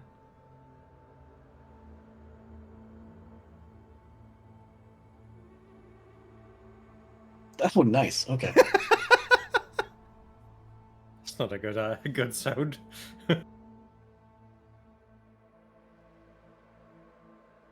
It's not deadly. While this is going on, Errol's wandered over to one of the servitor pods and is attempting to fix it, in inverted commas. How do you fix it, Errol? How do you fix Pokes it. Nothing happens. Yeah. He grabs its head and shakes it. Nothing happens. So he grabs its bolter and starts yanking on it, trying to pull it out. Roll me an athletics. I mean, you're a strong chap, but again, these are defensive services, so challenging. Roll me a challenging athletics.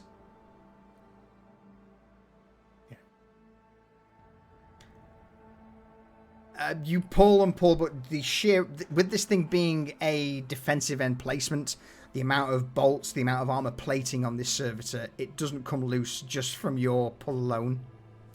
But it's fucked.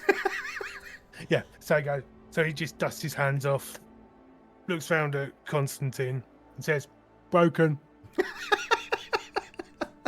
Thank you, Errol.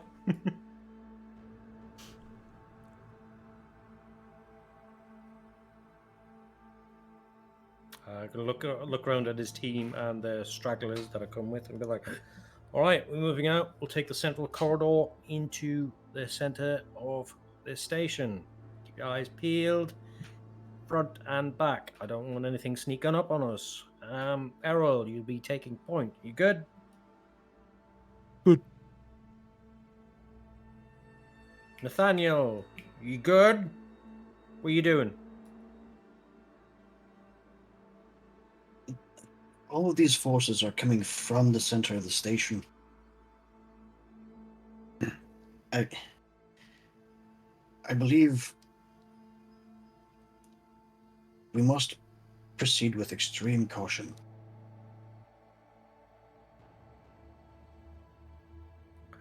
Well, that pretty much fucking goes without saying. You're about as fucking much use as looking at tea leaves in a cup. Thank you for that.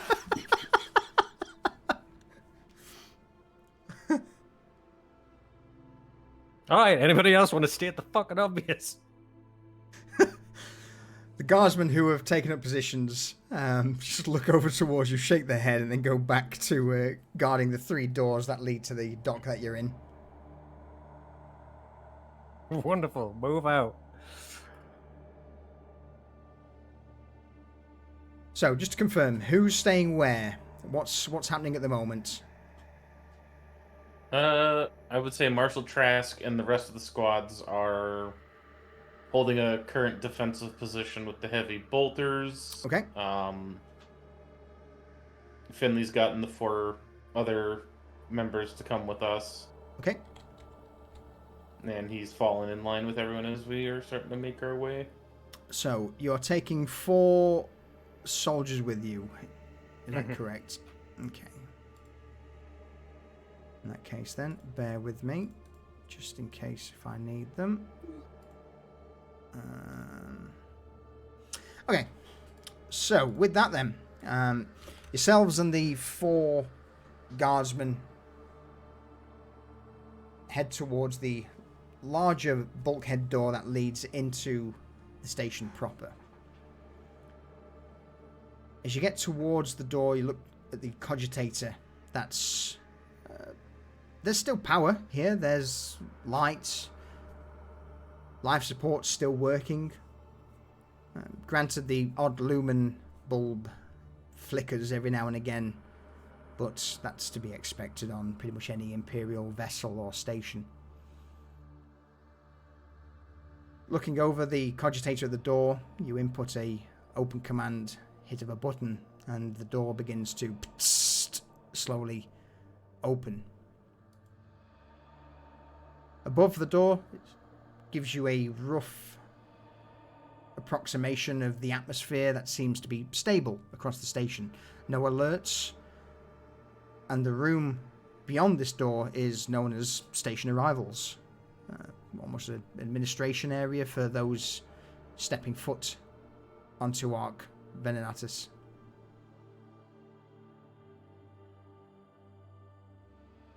With the door opening, though, it reveals almost like a drawbridge of steel and grate, a small security checkpoint, and an administration booth. All of them empty.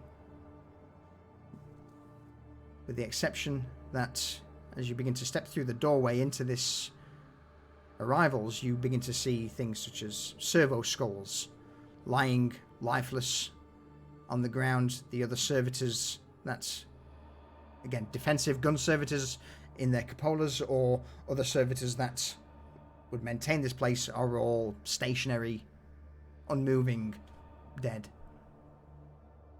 But no defensive wounds, like they haven't been killed. They're just dead. They are just dead. Yes, no gunshots, no blood. It seems that whatever killed them was code, a kill command, or some form of virus or something that passed between the servitors.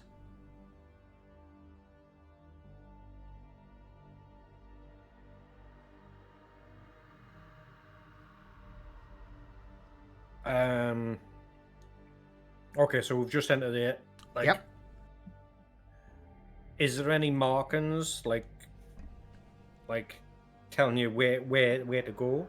Roll me an awareness, quick. And let's go for easy. An easy awareness check. Easy. What we need is a big map with "You are here" written on it. Yep. The cogitators are still in working order.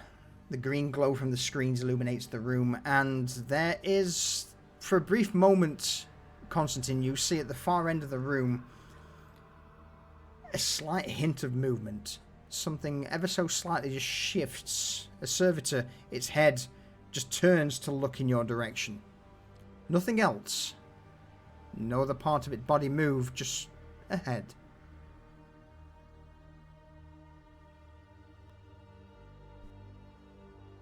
I'll signal Finley forward to check it out while I check the cogitator.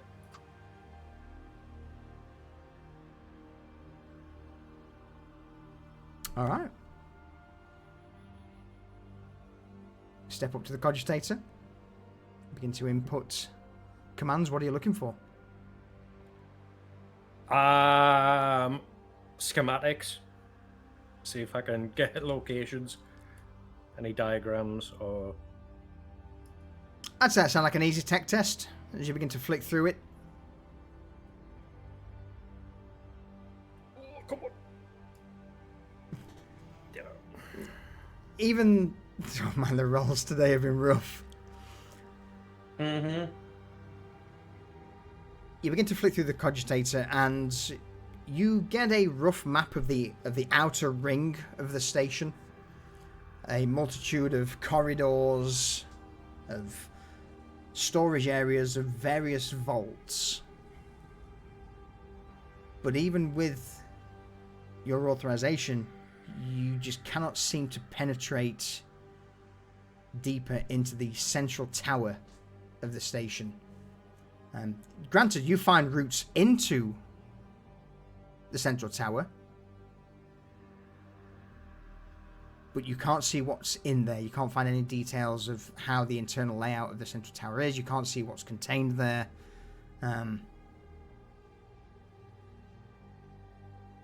But if you have any questions about the layout of the outer ring, or of you access a few documents, a few reports of what's been going on recently. Does it do any of them shed any light on what's going on, or is it more rambling?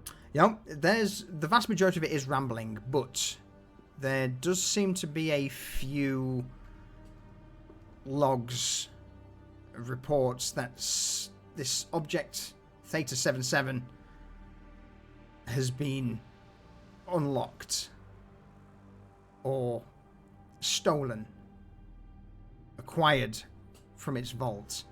Power surges have ripped through the station. All defenses shut down. And Not as you all begin, defenses. That's what it says on the thing. All defenses shut down. Is it indicating including outer defenses shut down? No. It just says all. It just says all defenses shut down. It seems to be a log of someone trying to make a report to a higher up for the interior of the station. But well, Constantine's going to go, well, obviously not all fucking defenses, yep. But towards the end, the report begins to break off into weird code. The odd symbol approaches and flashes up. That's unpleasant to look at. Frustratingly, we don't have a tech priest amongst us today. And with a -1 to a tech roll, I can't say exactly what you find, but as this report seems to break out in some form of binaric lettering or runes that the tech priests of Mars use, it seems to distort slightly. Becomes a little more unpleasant to look at. Do we have any individuals who are somewhat tech savvy? It's obviously me.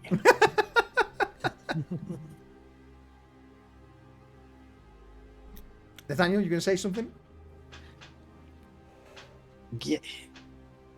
I would say the thing's a little bit tech savvy, not incredibly tech savvy though. Do you want to give it a crack as you lean over his shoulder and glance Sure, at the why not? cogitator? All right, give me an easy tech Sure. test.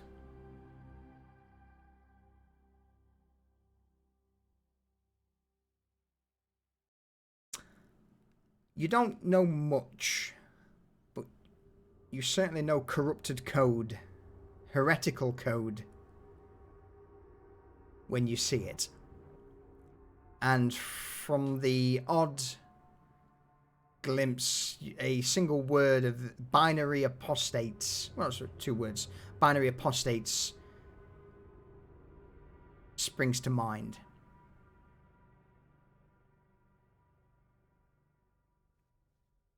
Perhaps, apostate.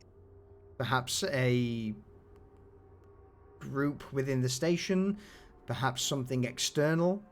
You're unable to fully decipher exactly what this binary apostates is, but with heretical code injected into the servitors and into the cogitators of this station, this binary apostates is one thing that is the two words are things that you've no doubt learned. Binary, because binary can of the Adeptus Mechanicus, and apostate is a play on heretic, which everyone needs to know what a heretic is in your position.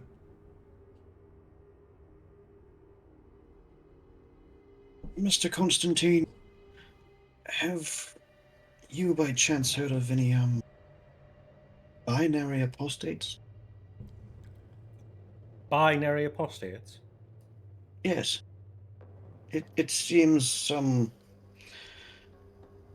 corrupted code has been uploaded into all the machines in this area.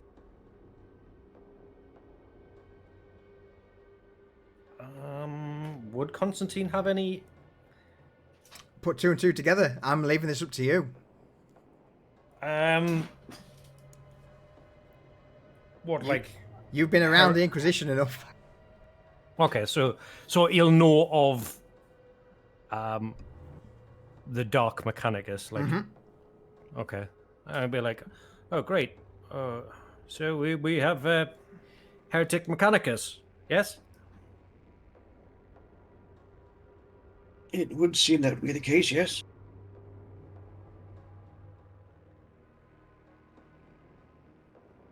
Okay, well, this is all fucking useless then. Could all be corrupt. Wonderful. Great. I have no idea what they're after, but whatever it is, it's fucking bad. Nathaniel's going to turn to Severin at this point. Mr. Severin, that auspex you wield, does it detect warp presence? It can. I would suggest setting that to detect the warp, and in case you get a very high reading, we need to run.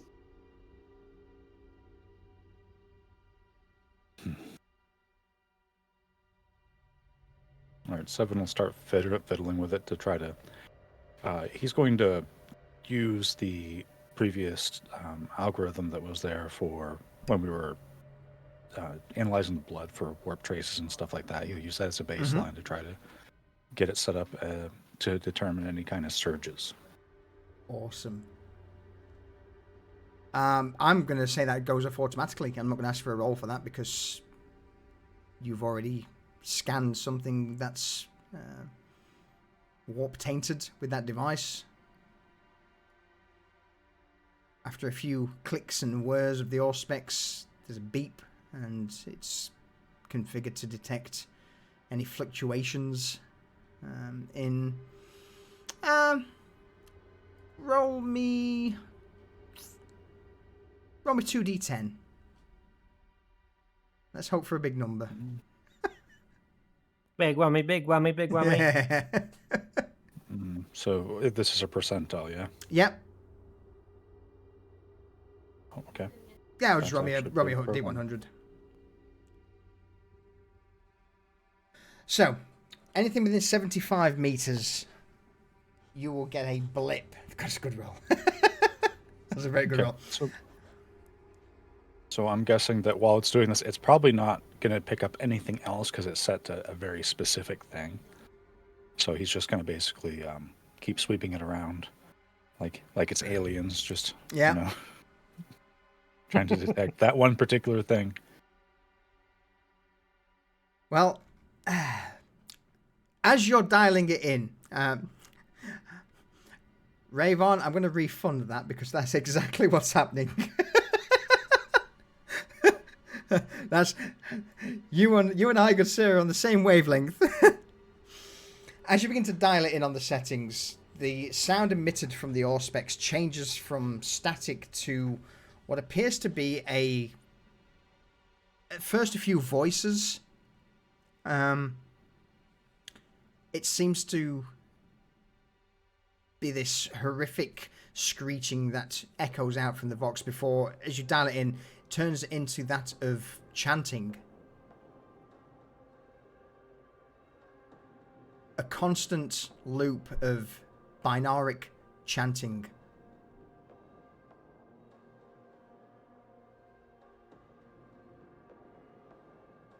Giving you the impression that whatever perhaps was transmitted to the servitors was done on this frequency. The same frequency that is now also detecting warp presence.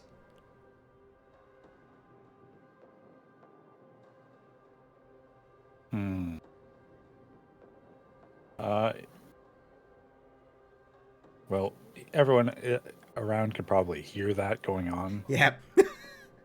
So he's going to just hold it up, and he's going to start sweeping it a little bit. He doesn't know how a lot of the warp works, but he's basically trying to determine if it gets like hot, cold, like if it gets louder, if he's pointing it a certain way. Towards the center of the station, it would. Go on, Constantine. Wherever he's pointing the Auspex, Constantine's pistol is following exactly where it's going. And once he's pointed it back towards the interior of the station, he's just going to point with two fingers. Seems whatever's emitting's in there. Do you plan on shooting the Imperium, Mr. Constantine? Yes. Worked before, didn't it? It's a very big gun. It could rip a hole in time and space itself. Well, then it'll surely do for whatever we're facing.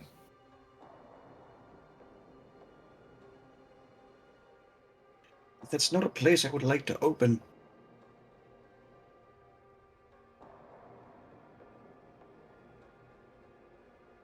Fair This is point. the Emperor's work. Welcome to the club. So, Severed's going to try to dial the volume down on this thing, just so that it's audible over it, because he's expecting it's going to get really loud as they proceed. But he's just planning on using this as a kind of like a wayfinder, like towards the center. You make your way through another few set of doors, the Auspex out.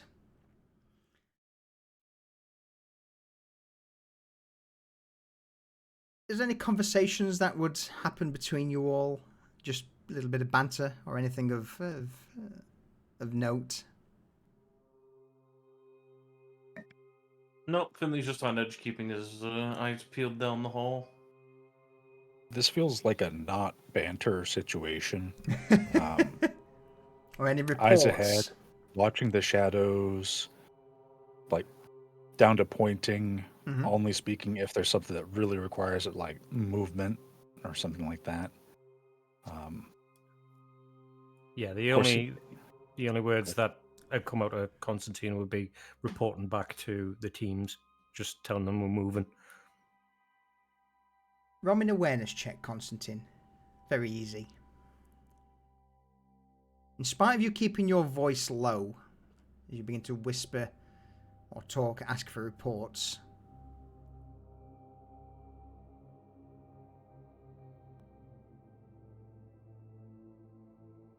seconds after you finish your first report, you begin to hear what sounds like whispers, but it's your voice. And with that astounding success, it's not, you immediately recognize this is not just your voice, this is almost your voice playing in reverse. And it seems to be emanating from a few steps back behind you, almost as if coming from where you just were. As you're moving forward and talking and relaying to the teams. A few seconds later, this voice from behind seems to almost in reverse follow you. It's distorted, but certainly it's you. I'll look at Nathaniel and be like, "What's that?"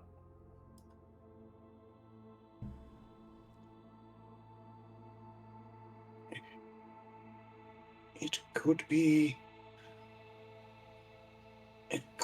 time itself showing us what's about to happen. It could very well be you, actually. The Imperium is very fickle.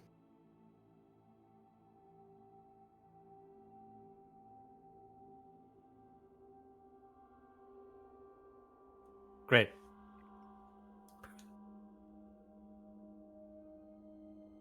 I mean, you could shoot it and see what happens.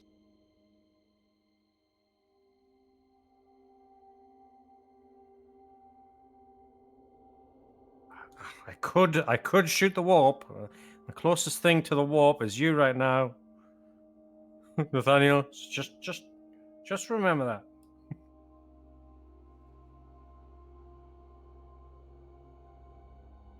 And Nathaniel's going to... He's going to try and reach out with his... One second. Yeah. Whilst you're doing that, Errol, roll me a awareness check, please. Righto.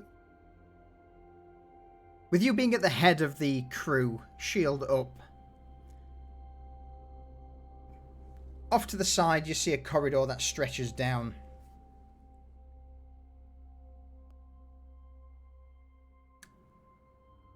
For a brief moment, you think there's an open door there. You blink and it's not. The door at the far end of this corridor is closed.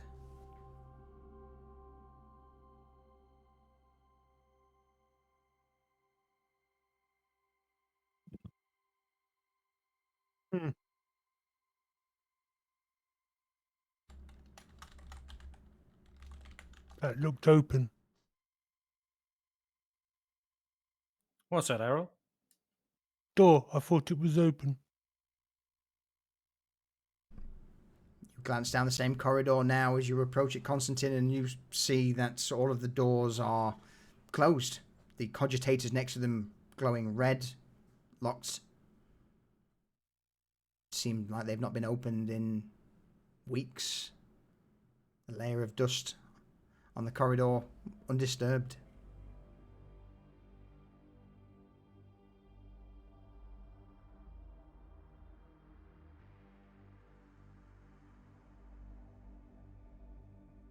How are you doing that, Solution? What's that saying? How are you messaging me? How am I messaging you? Yes. /W and then shade and then type my message. You can do /W GM to send me a message back if you so require. That's what I'm going to do. So, obviously I'm sending a few things to Nathaniel as you are making your way down this corridor. Errol, for a brief moment you see a door that's, again, looked open and then all of a sudden not. Constantine, you hear your voice but in reverse. Nathaniel is... I'll come back to you in a moment. But with that, you continue onwards. Deeper down this central corridor towards the central part of Venenatus Station.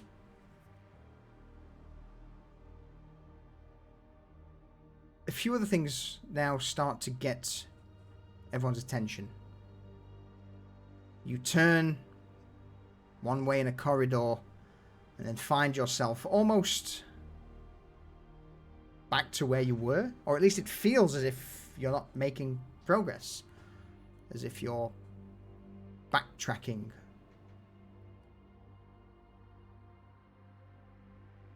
Nathaniel, to answer your question, yes, there will be. But how do you broach that as you all start to experience a continued sense of deja vu, I guess is the case? How do you all respond to this?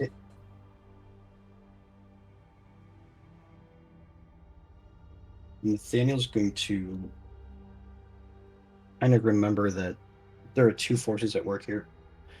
One being the Imperium, one being unknown to him currently. Mm-hmm. And he also knows that they're kind of battling it out right now. So he's going to try and just, in his immediate area, shift, basically push the warp away from being within like 5 feet of himself. You're going to try and be a one-man Gellerfield. I like it. Yes. No, okay. I'll come back to you in a moment then, since that's the plan. For the rest of you, is there anything anyone wishes to bring up whilst you're currently walking down a corridor that either seems to never end? Every corner you seem to be back at a position that you were 5-10 minutes before. You would all now also start to hear your own voices playing in reverse.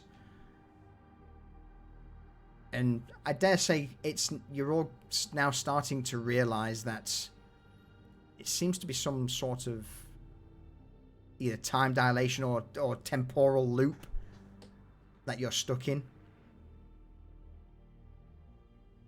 Then I'll just confer with Severin. I'll be like, are we going in the right direction? What's going on here? We were. There's something weird going on here, though. And Severin is going to open his multi-compass just to see if it reacts differently. Awesome. Yes, as you make your way down the corridor, you turn a corner, and when you blink, Severin, it seems you're back at the same point where you were. The compass that was once now pointing west is now pointing north, the direction you were going.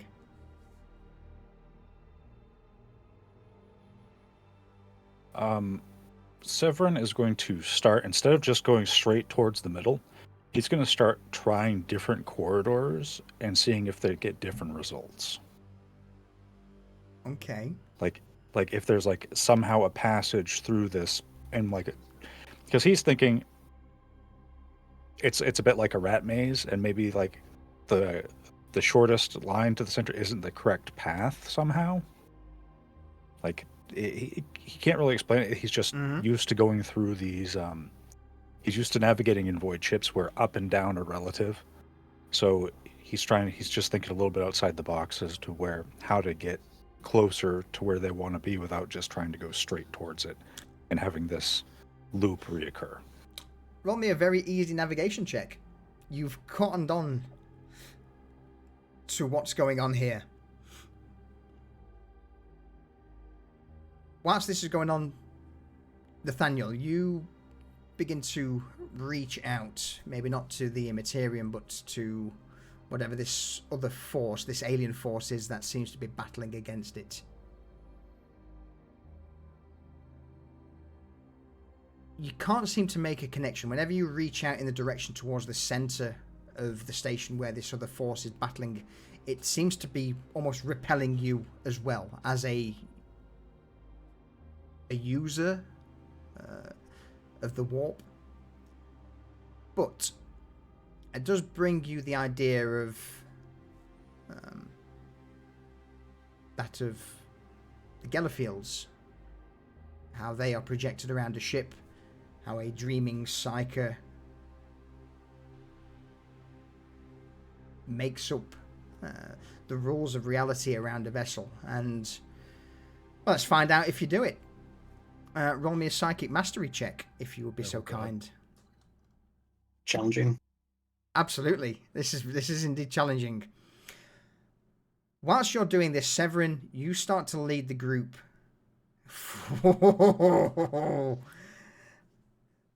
through a few of the corridors, and with your specs in one hand, your compass in the other, and your knowledge of void ships,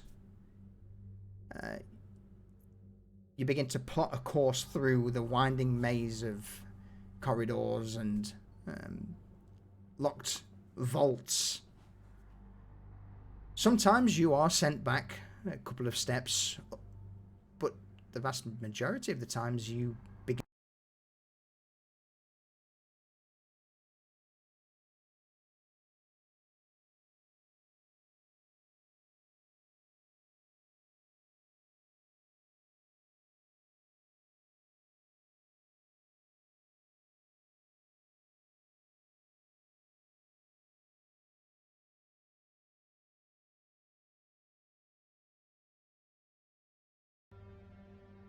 Unfortunate.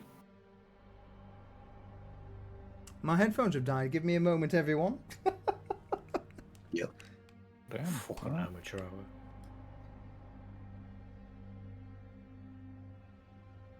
Worst timing possible. Are they well and truly dead? I believe they may well be. Fuck. Ah, hear that, Chad? We got to crowdsource a new headset. Old.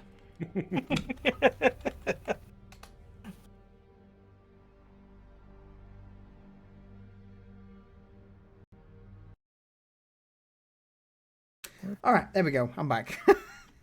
All right. At least I think I am. We hear you if you hear us. Yeah. Hello. Sausage, egg, and bacon.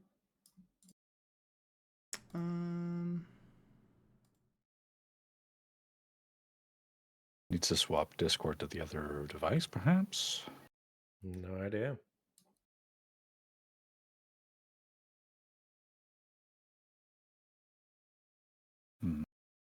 Aha! Uh-huh. Aha! I can hear Discord, but can't hear music. Ooh, I bet everything is set up to your other headphones device. Uh-huh. Yep. I've lived through that enough. We start talking warp and shit just breaks, yo. Yeah. All right. You did this hang to on. yourself. I did.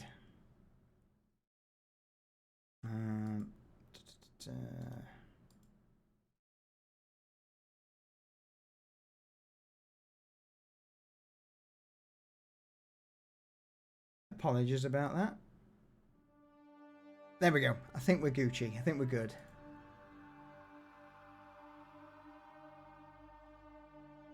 You guys hear me in Discord? We can, yeah. Can you hear us? Oh, I can. All right. Cool. We're good. Psh, Logitech, you let me down. So, where was I? You begin to make your way down the various corridors that you, Severin, have mapped out. Yes, there are a few times you are turned about, reversed, but progress is most certainly made.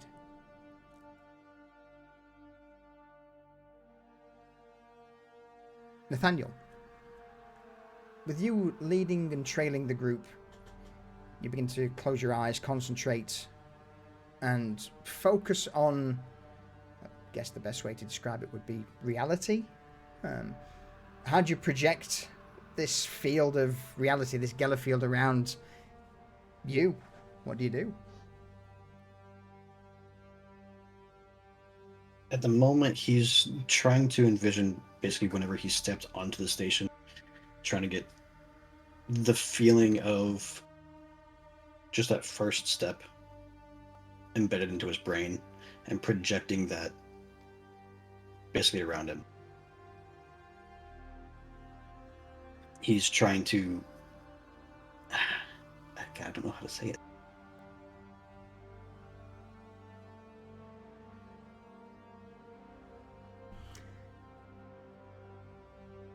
I get what you mean. Okay. Yeah, going from fantasy into crazy sci-fi. Sometimes my brain gets stuck, especially with 40k and its certain way of describing things at times. Yes. You're like trying to project the feeling of going forward, of moving, of going somewhere. That would explain it perfectly.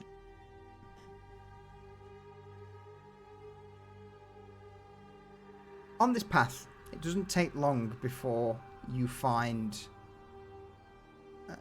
signs of habitation. Well, once habitation is probably the best way to put it.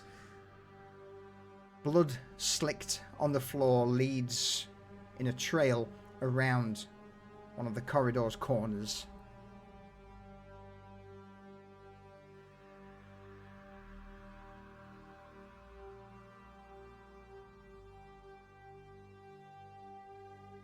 Do you just go around?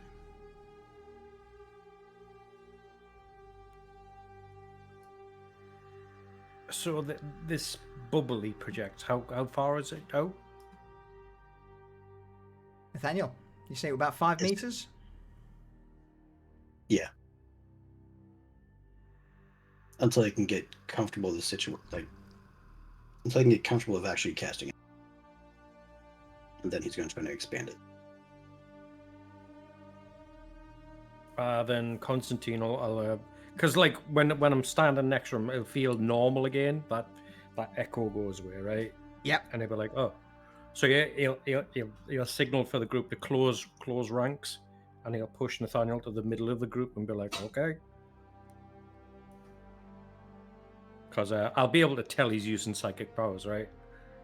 And Absolutely. His staff will be fizzling, or his eyes will be fucking bleeding light. Yeah, what's it look like when you use your psychic powers, Nathaniel? Especially with something that he hasn't exactly mastered before. Little purple sparks of electricity are just kind of jumping off of his skin.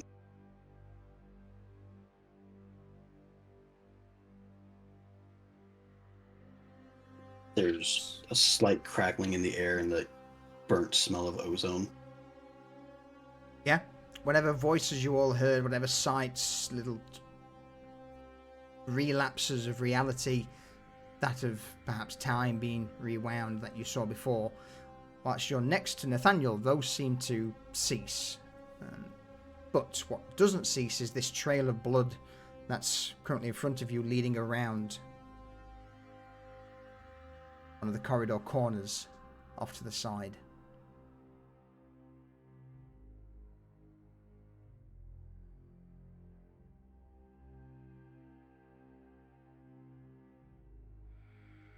I'll signal for Errol to move out and signal Severin to keep an eye on them. He's all specs. Severin will be there watching for either of these devices to go haywire. The Auspex has calmed down since you've stepped into the bubble of real space around Nathaniel. The readings seem to have dropped.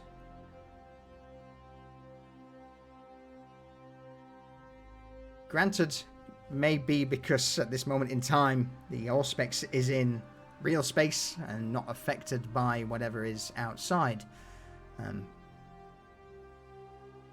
But Errol, as you peer around the corner, you would see what appears to be a freshly dead tech priest.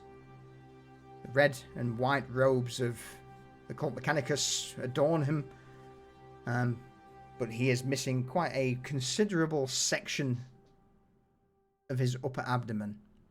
There's a hole that punctures all the way through him, and from your angle you can see that this priest is dead as they come. But the blood is still slick, still wet, looks incredibly fresh. I'll turn around and say to the group,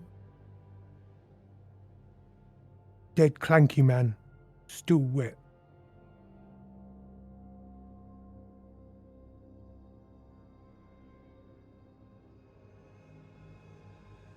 Good eyes, Errol. And he's just gonna check over the corpse.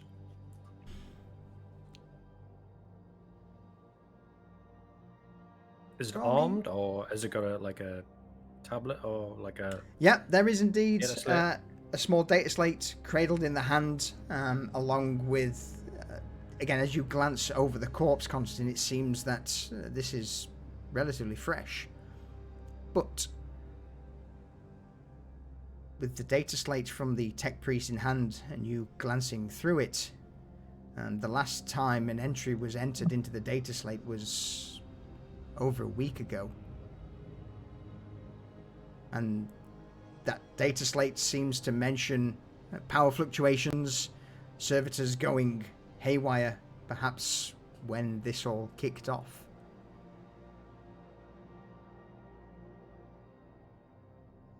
But nothing indicating what killed him or what's happened. Oh, I mean, what killed him is obvious. He took, it seems to be either a bolt round or something pretty heavy ordnance to the chest. Okay. Putting 2 and 2 together, whilst the corpse looks fresh, according to the logs on this data slate, he's been dead for over 2 weeks. Okay, and the time here is just funky. Mm-hmm. Okay. Wait, so as time reasserted itself within the bubble, would he start to decay rapidly? If Nathaniel's approaching, you've cottoned on well, good sir.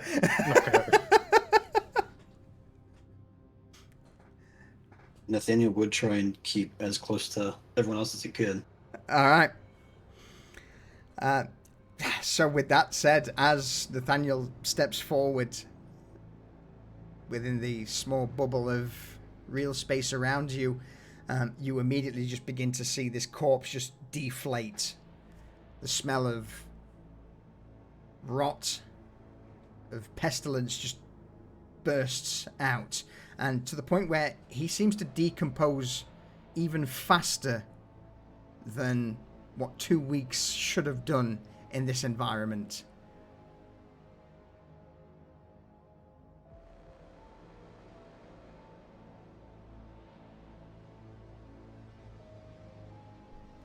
Okay, wonderful. This place is upside down, back to front, and topsy-turvy. Great.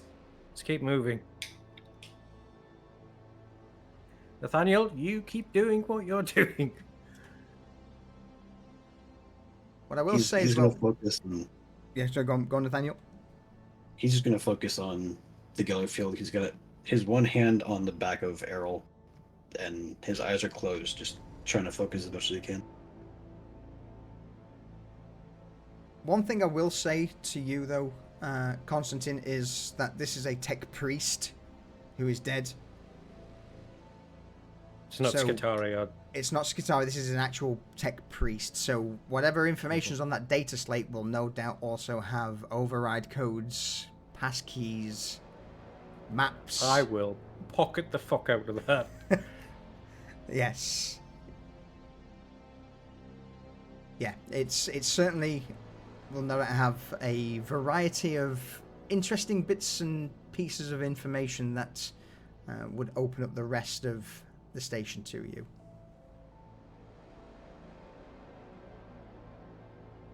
Okay.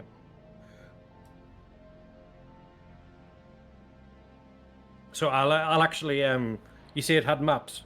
I'll see if I can figure out where we are now and how to get where I think we need to go. Okay. Roll me a very easy tech test, please.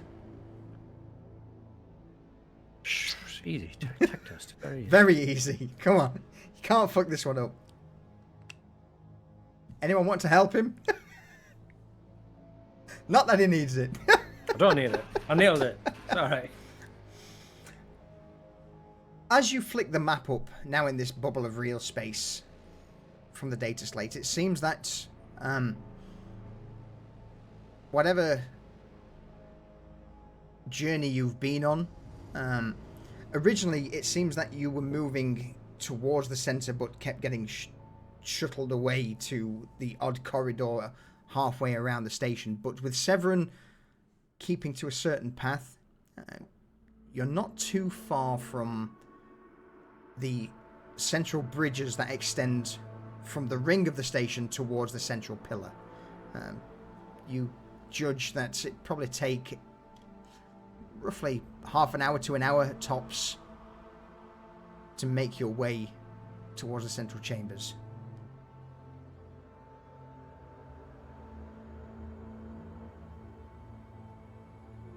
Then I'll just start directing them to where we need to go, and first stop, comms hub and defenses. I'm guessing it'll be like a command hub. Yes, yeah. Yeah. So first stop, I set a course for the command hub. Nathaniel, this is quite taxing for you. Roll me a psychic mastery check, please. Challenging or harder? We'll just go for challenging. Cool. No. I'm going to give you... Roll me a d4, please, Nathaniel.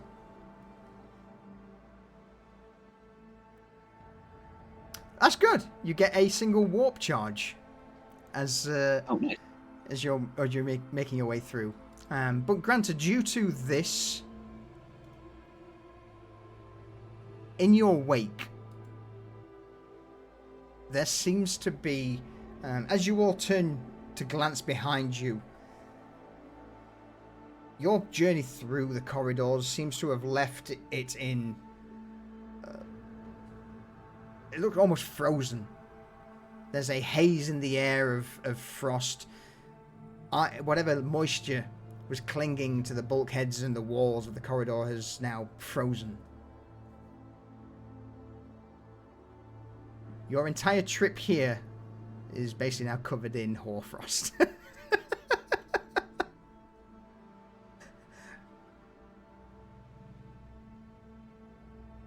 Lovely.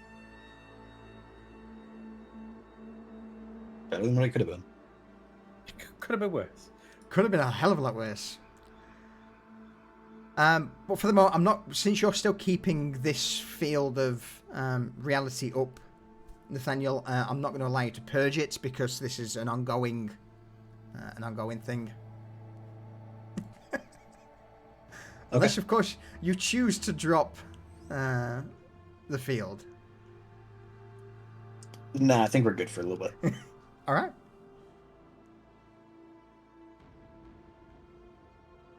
As you continue deeper on the path, Constantine, you with the maps, Nathaniel keeping up the bubble of real space, Severin, you and your knowledge of void ships assisting in this, Errol, Finley, you two are constantly looking down various corridors into the odd rooms that crop up. Errol, Finley, roll me an awareness check, please. Just go for an easy awareness check.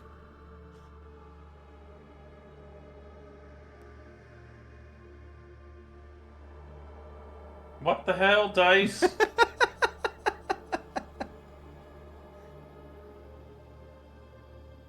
Finley, Shit's rigged, yo. you would, for a brief moment, as you pass one of the dead servitors that's on the wall, next to it lies a cogitator. On the screen, you would see just the word leave. But just as the group approaches it and this bubble of reality overcomes the cogitator, that leave word just flickers out of existence. Back to a screen that's naught but static.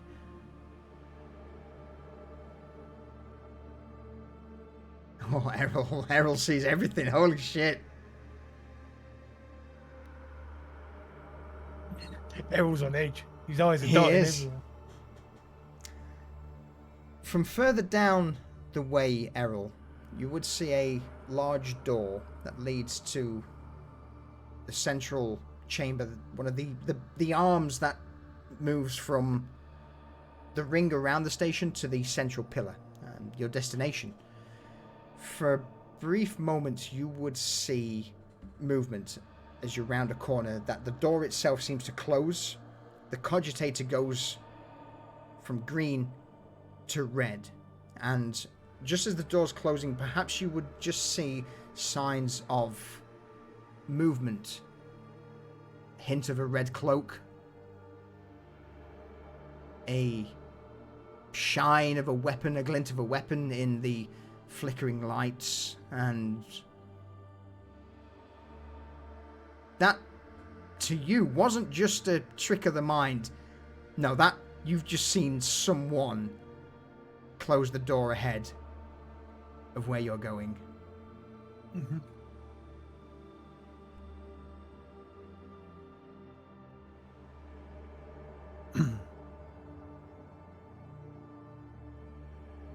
Door closed ahead. There was a person.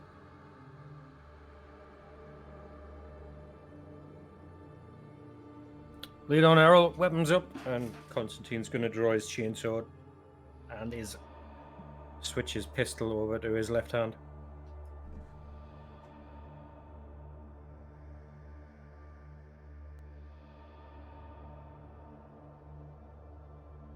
Okay. What are the rest of you up to as you hear Errol shout out?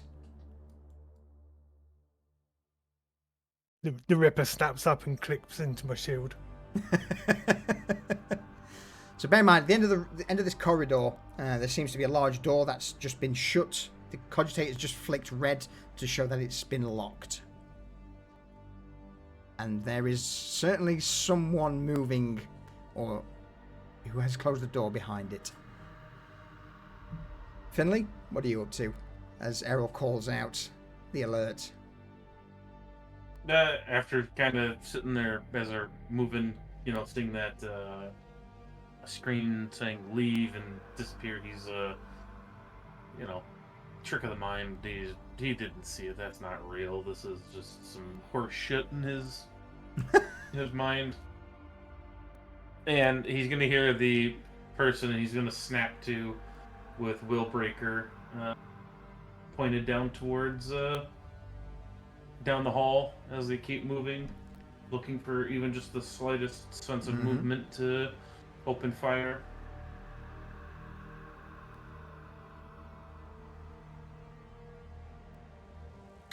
All right. Severin, anything you're doing? Severin is keeping the auspex and the compass prepared. Like he has the quick draw Yeah. stuff, so he's hoping he'll be able to utilize that. But basically just keeping an idea, because he has no idea when this eye of the storm is going to falter. So he just wants to have this ready. Roll me a challenging tech test.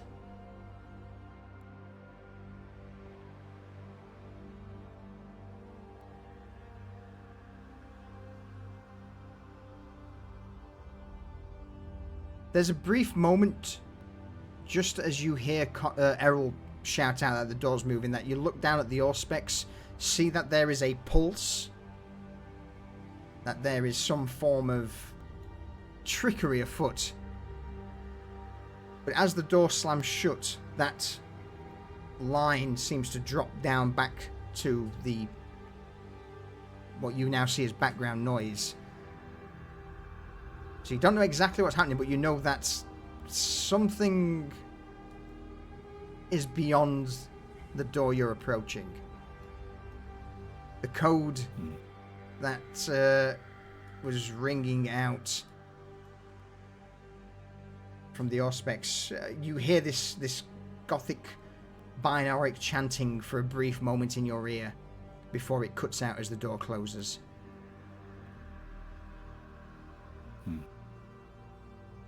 You ready? So Severin's going to keep the auspex out, put the compass away, and just go to a pistol in the auspex just in case.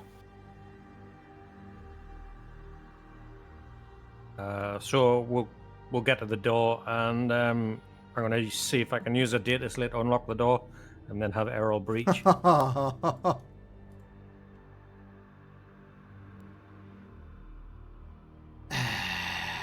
me reveal reveal some things quick.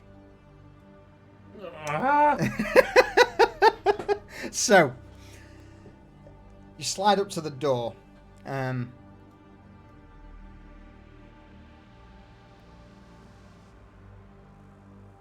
With the data slate in hand, I need to relocate a few things because you're not blowing the thing up. With the data slate in hand, you wire it into the cogitator, and immediately the red light of the screen flicks to green. The door unlocking, able to be opened with the flick of a switch.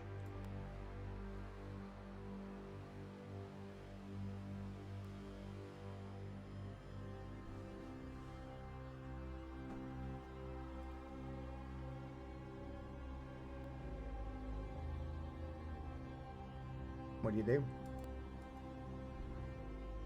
I think it's breach and clear time. All right, breach and clear it is. So, unless anyone else has any wild ideas, what's this look like? I think Errol and Finley as the door kickers, followed by Constantine and Severin, with Nathaniel trailing us to keep the bubble up, and we'll probably have the 4 guys following us, cover the corridors as we reach. Everybody happy with the plan? That's a sound plan. Sounds good. With a quick call out between you all, a nod, Constantine, you hit the activation button on the cogitator. The door begins to hiss open, and greeting you all, you see first this red-robed individuals running, not so much running, but jogging away from you down a set of what appears to be steaming plasma banks. Errol, you're the first through the door, followed by Constantine, Finley, Severin, Nathaniel, the 4 guards just behind you. You cast a quick glance around the room as you breach in. You see, just above you all, a couple of other robed Mechanicus adepts looking down at this jogging individual. At the far end of the room, a adept stood on top of a crate, barking out orders, and to her left, a sight many people don't really want to see, a heavily armoured and armed gun servitor. A large assault cannon on one arm, no close combat weapons, but tracks. Behind them all, a blazing inferno. You just hear this call out from this jogging tech adept. Intruders! We have intruders on the station! Quick! Ready your... Oh, they're here! And as she spins around to see you all, that's where the Ripper gun is brought up to bear. Willbreaker.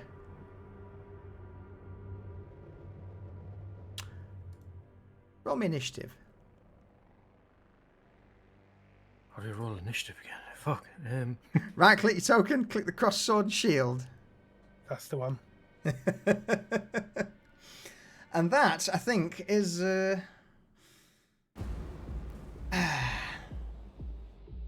Oh, by the way, I've also changed initiative, so rather than just being a flat number, it's now the flat number plus a 1d10 roll to be a little bit more interesting, rather than just what it was before. With that said, though, and you see these tech adepts readying themselves, I think that's a good spot for us to end it and pick this up next session. Oh, boo! What I will say, though, is glancing down the room, these tech adepts don't seem to be the prim and proper individuals that you've seen across your time on the Temerity and beyond. Here, the robes are somewhat frayed at the edges, some blood-stained, and all of the augmented eyes on these adepts seem to be glowing with a red, baleful energy. Some robes even have symbols painted in blood on them. That of an 8-pointed star. Okay.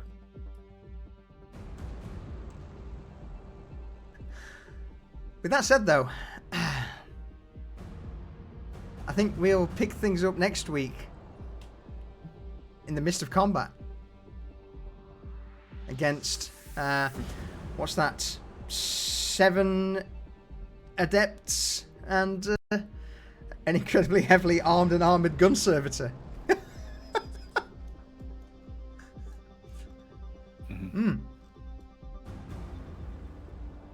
7 scrod bags and a tank.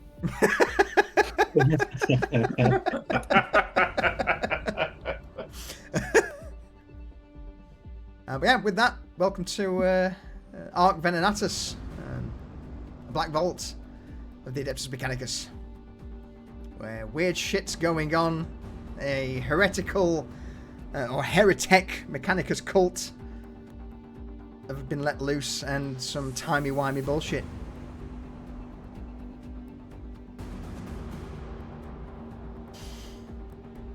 What do we have to say? Damn you for ruining my plan of throwing grenades in that room. Someone learned their lesson from last time. Who knows? There may be opportunities, don't you worry, good sir.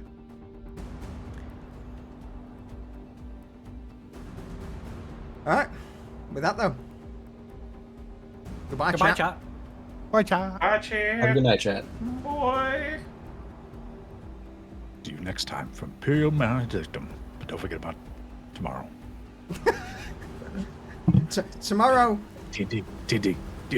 we've got D&D tomorrow. And for those who are on Twitch, that no one noticed last session, we now have an ability for you guys to roll the dice for NPCs. So if you want to fuck the players over and start rolling dice yourself, chat, then that'll be active. But yeah, with that... Oh, fuck the DM over and roll that once. Let's go! With that though, so we've got Cradle of Ruin tomorrow, followed by next Saturday, episode 2 of The Black Vault. So thank you for tuning in. I'm going to mute the players up, head over to the end screen, that one. I hope you all enjoyed it, and look forward to seeing you all tomorrow or Saturday. I will try my best to find someone to raid.